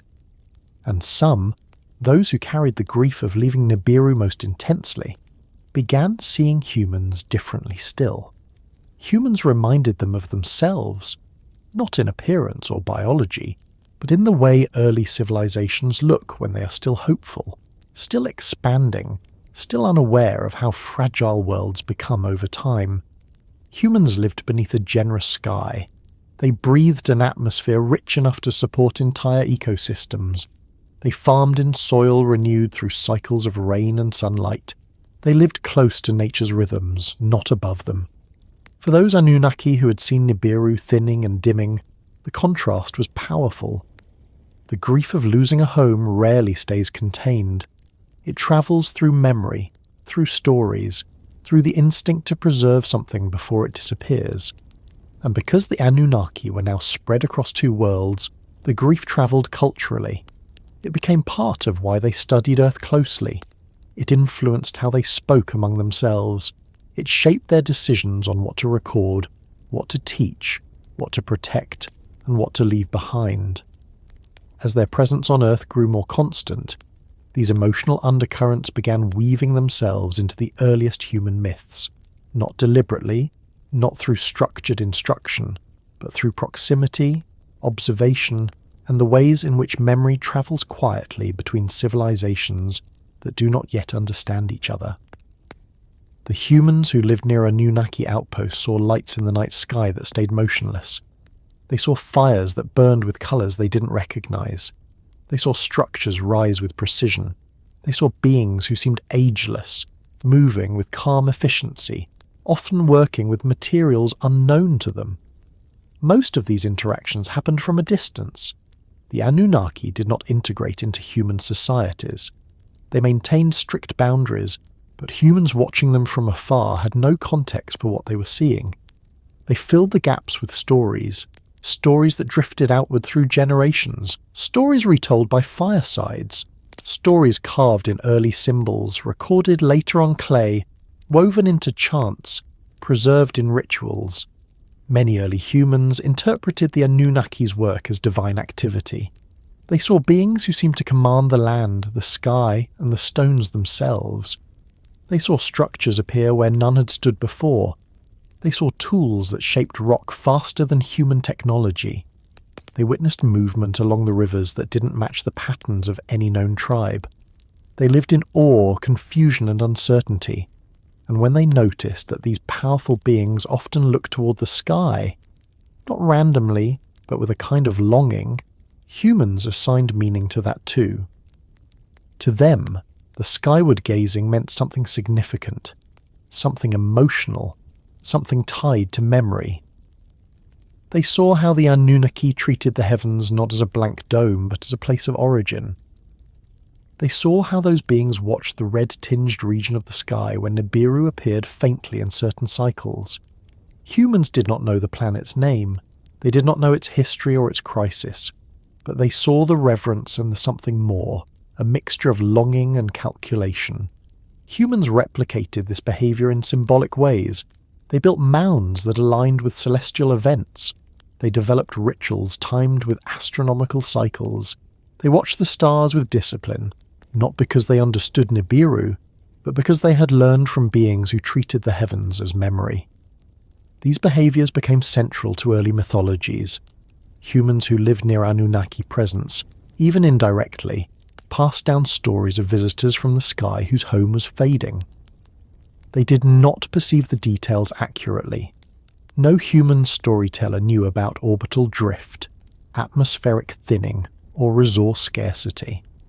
These concepts were far outside early human frameworks, so the stories became metaphorical. They said the sky people came from a place that had grown dark. They said the visitors searched the earth for things their world lacked. They said the visitors mourned something far away. They said the visitors taught certain people how to remember the sky.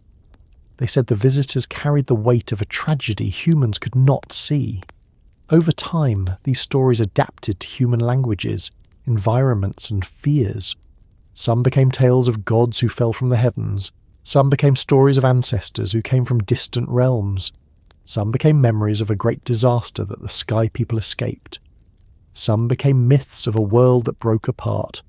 Some became warnings about angering the beings who once walked among them. Some became tales of teachers, others of destroyers. Human cultures transformed fragments of Anunnaki grief into symbols. They personified Nibiru as a wounded mother, a fading light, a lost realm. They described the Anunnaki as siblings who disagreed about how to save her.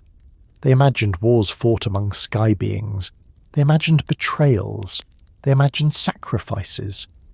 In reality, none of these interpretations reflected Anunnaki society accurately. But humans do what all civilizations do when faced with something incomprehensible. They translate experience into story. To the Anunnaki, the differences were clear. They saw their own internal divisions as political, not mythic. They saw their own debates as the result of data, emotion, responsibility, and uncertainty. Their decisions were not battles between gods, but disagreements among leaders trying to navigate a crisis with no precedent. But humans did not witness the debates. They witnessed the emotion beneath them. They saw the weariness in the faces of crews returning from Nibiru.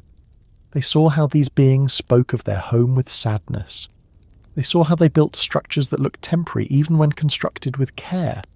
They saw them depart in ships that rose toward the sky, leaving the ground glowing with strange light. They saw them return not with triumph, but with urgency. Humans interpreted this as a cycle of exile and return. In myth, this cycle became the story of gods who left their true home behind and carried their grief into the new world. Some cultures eventually connected this idea to creation myths. They said the Sky People shaped them from clay, not because humans were raw material, but because clay symbolized Earth's stability, the opposite of Nibiru's decline. Clay, memory, and loss merged into a narrative that human storytellers could understand. Some human societies added another layer.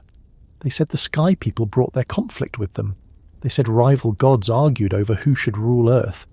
They said some gods wanted to help humans, others wanted to dominate them, others wanted nothing to do with them.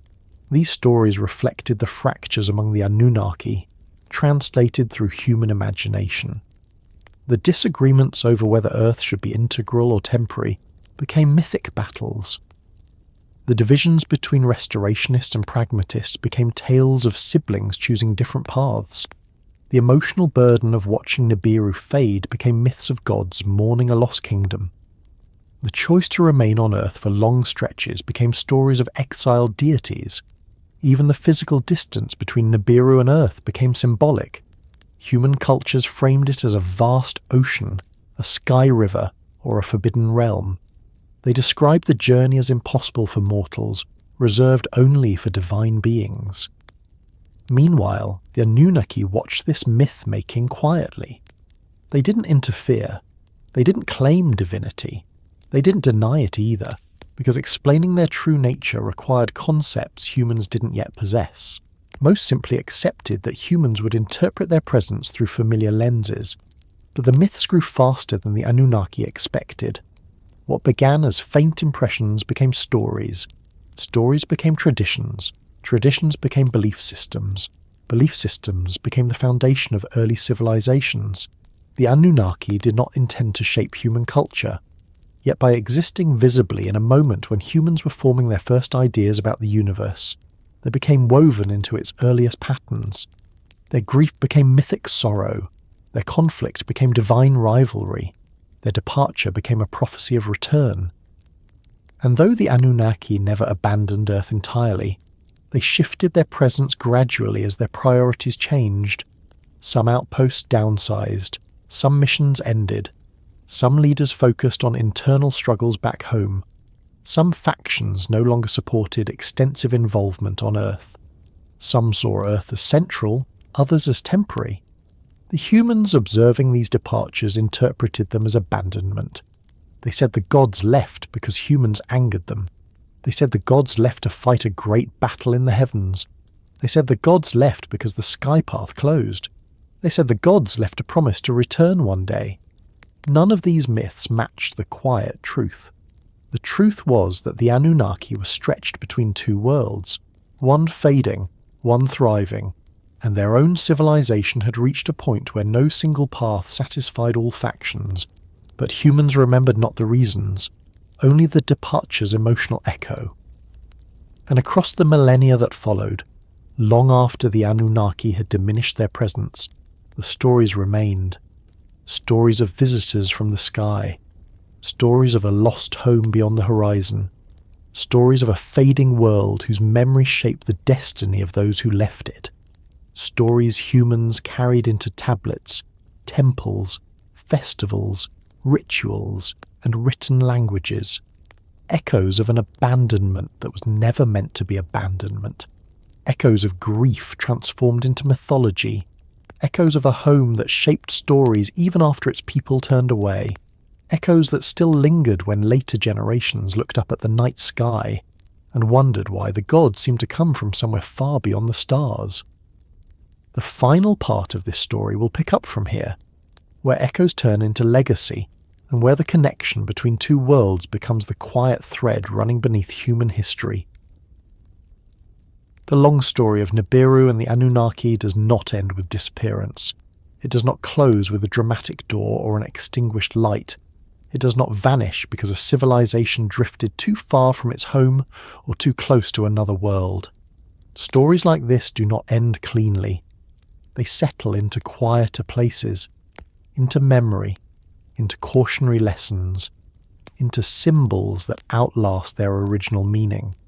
And in those quiet places, they continue shaping what comes after. By the time the Anunnaki's presence on Earth faded into rumour and distant recollection, their civilization had already changed forever. They had learned what it meant to love a world that could not be saved entirely. They had learned how deep the responsibility of survival stretches. They had learned that no amount of technology, unity, or effort can bend every force of nature. They had learned that even a powerful civilization must sometimes live with limits. They had learned that choices made under pressure echo longer than the crises that produced them. And humans, still early in their story, absorbed pieces of those lessons without ever knowing their source.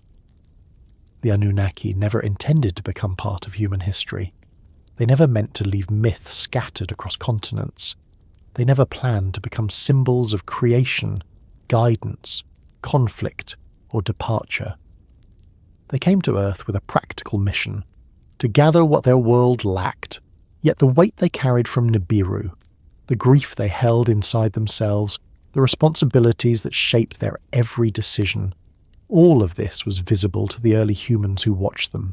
Humans are storytellers by nature. They interpret through narrative what they cannot yet explain with knowledge. They turn events into meaning. They turn strangers into symbols. They turn visitors into gods. And when the Anunnaki moved on, when their outposts shrank, when their missions redirected, when their presence grew more distant, humans filled the void with stories that helped them understand what they had witnessed. Those stories, eventually, were written in clay. And clay remembers. Clay preserves emotion even when the details slip away. Clay holds impressions of wonder and fear, even when technology fades. Clay is honest about the awe early civilizations felt, because clay records in a way paper cannot. It hardens the moment. It holds on to the first attempts to describe what humans saw, felt, or imagined. And many of those earliest attempts were shaped by the quiet shock of seeing beings who carried a sorrow humans could not name, the sorrow of leaving a world behind. The Anunnaki did not set out to teach this lesson, yet in the long run, it became the most enduring part of their story. A story that lingers not because of the science or the engineering or the technology, but because of the humanity inside it. The part where a civilization must look at its home, recognize that love cannot change every variable, and still choose responsibility over denial. And that is why the story still matters. Because every civilization eventually faces a moment when it must confront uncomfortable truths about its world, its future, and its relationship with the planet that sustains it.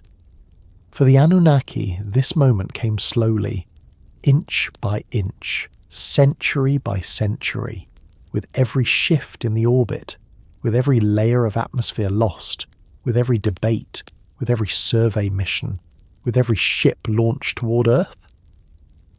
Their crisis was long, gradual, and undeniable once seen from the outside.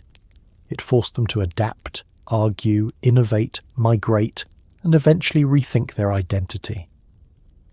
For humans, that moment always feels theoretical, something distant, something for future generations to worry about.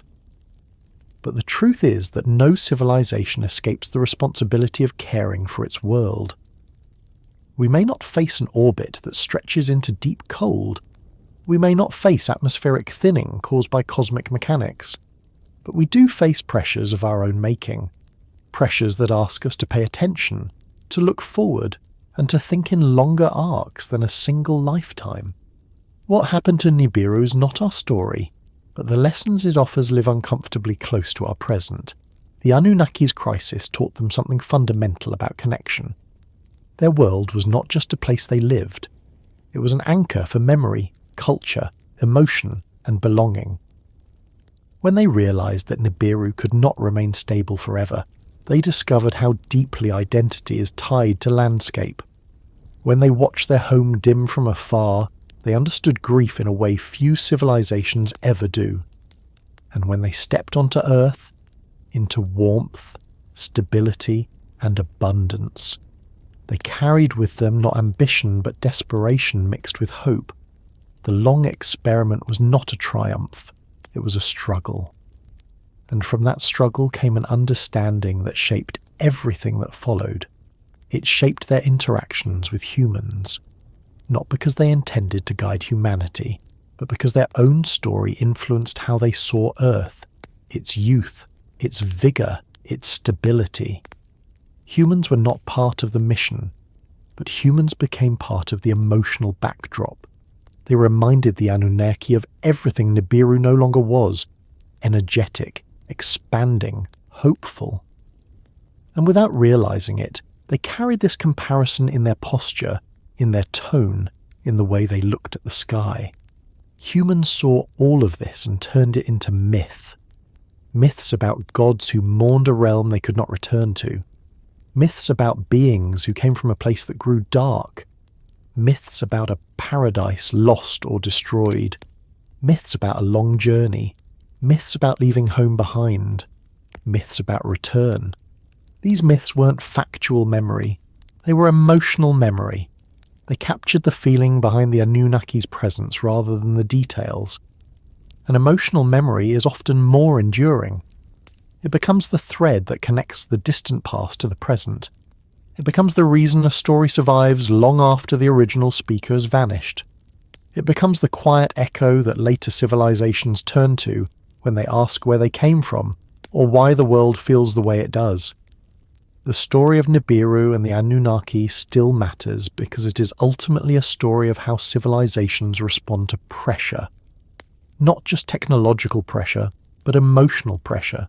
It is a story of disagreement shaped by fear, a story of innovation shaped by necessity, a story of migration shaped by grief, a story of myth shaped by misunderstanding, a story of memory shaped by clay and time, a story of how crisis alters identity, a story of how choices ripple across generations.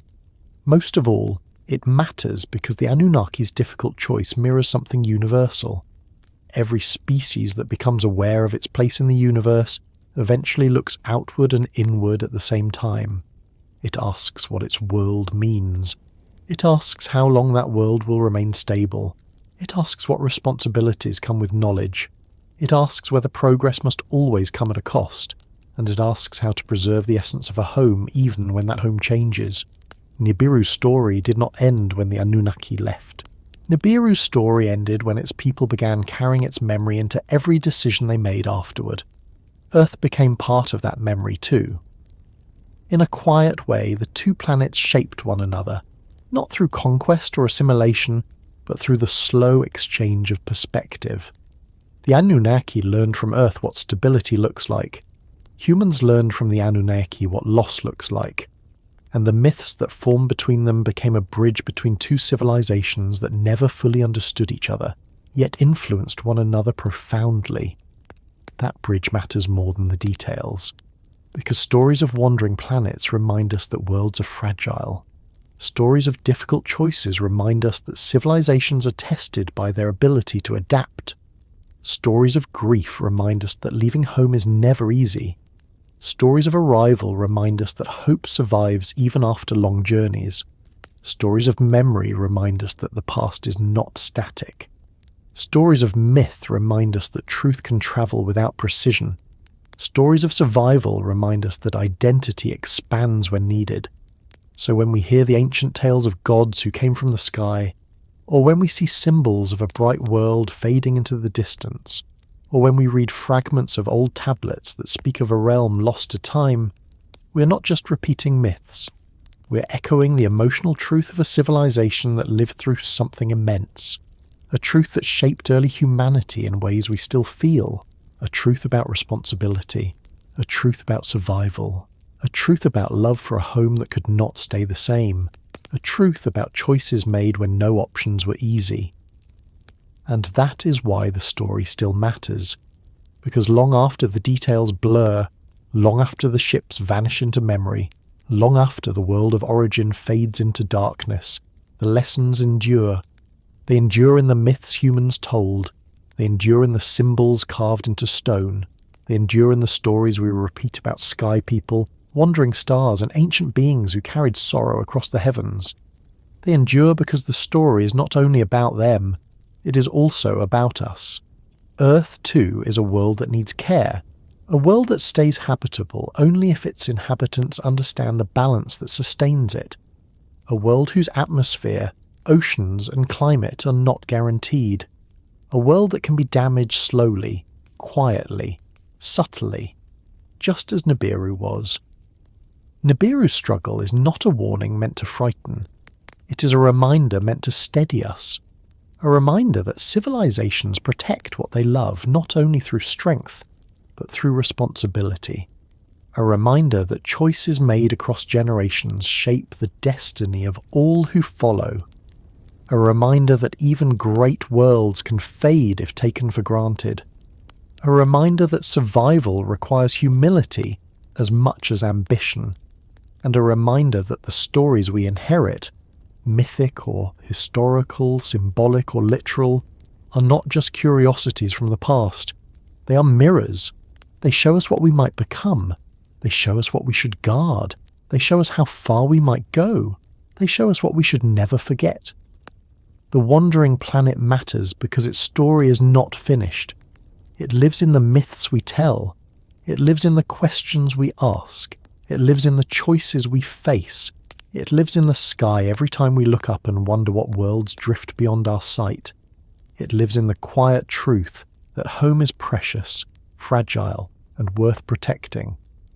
And it lives in us, because all civilizations eventually must decide what they carry forward and what they leave behind.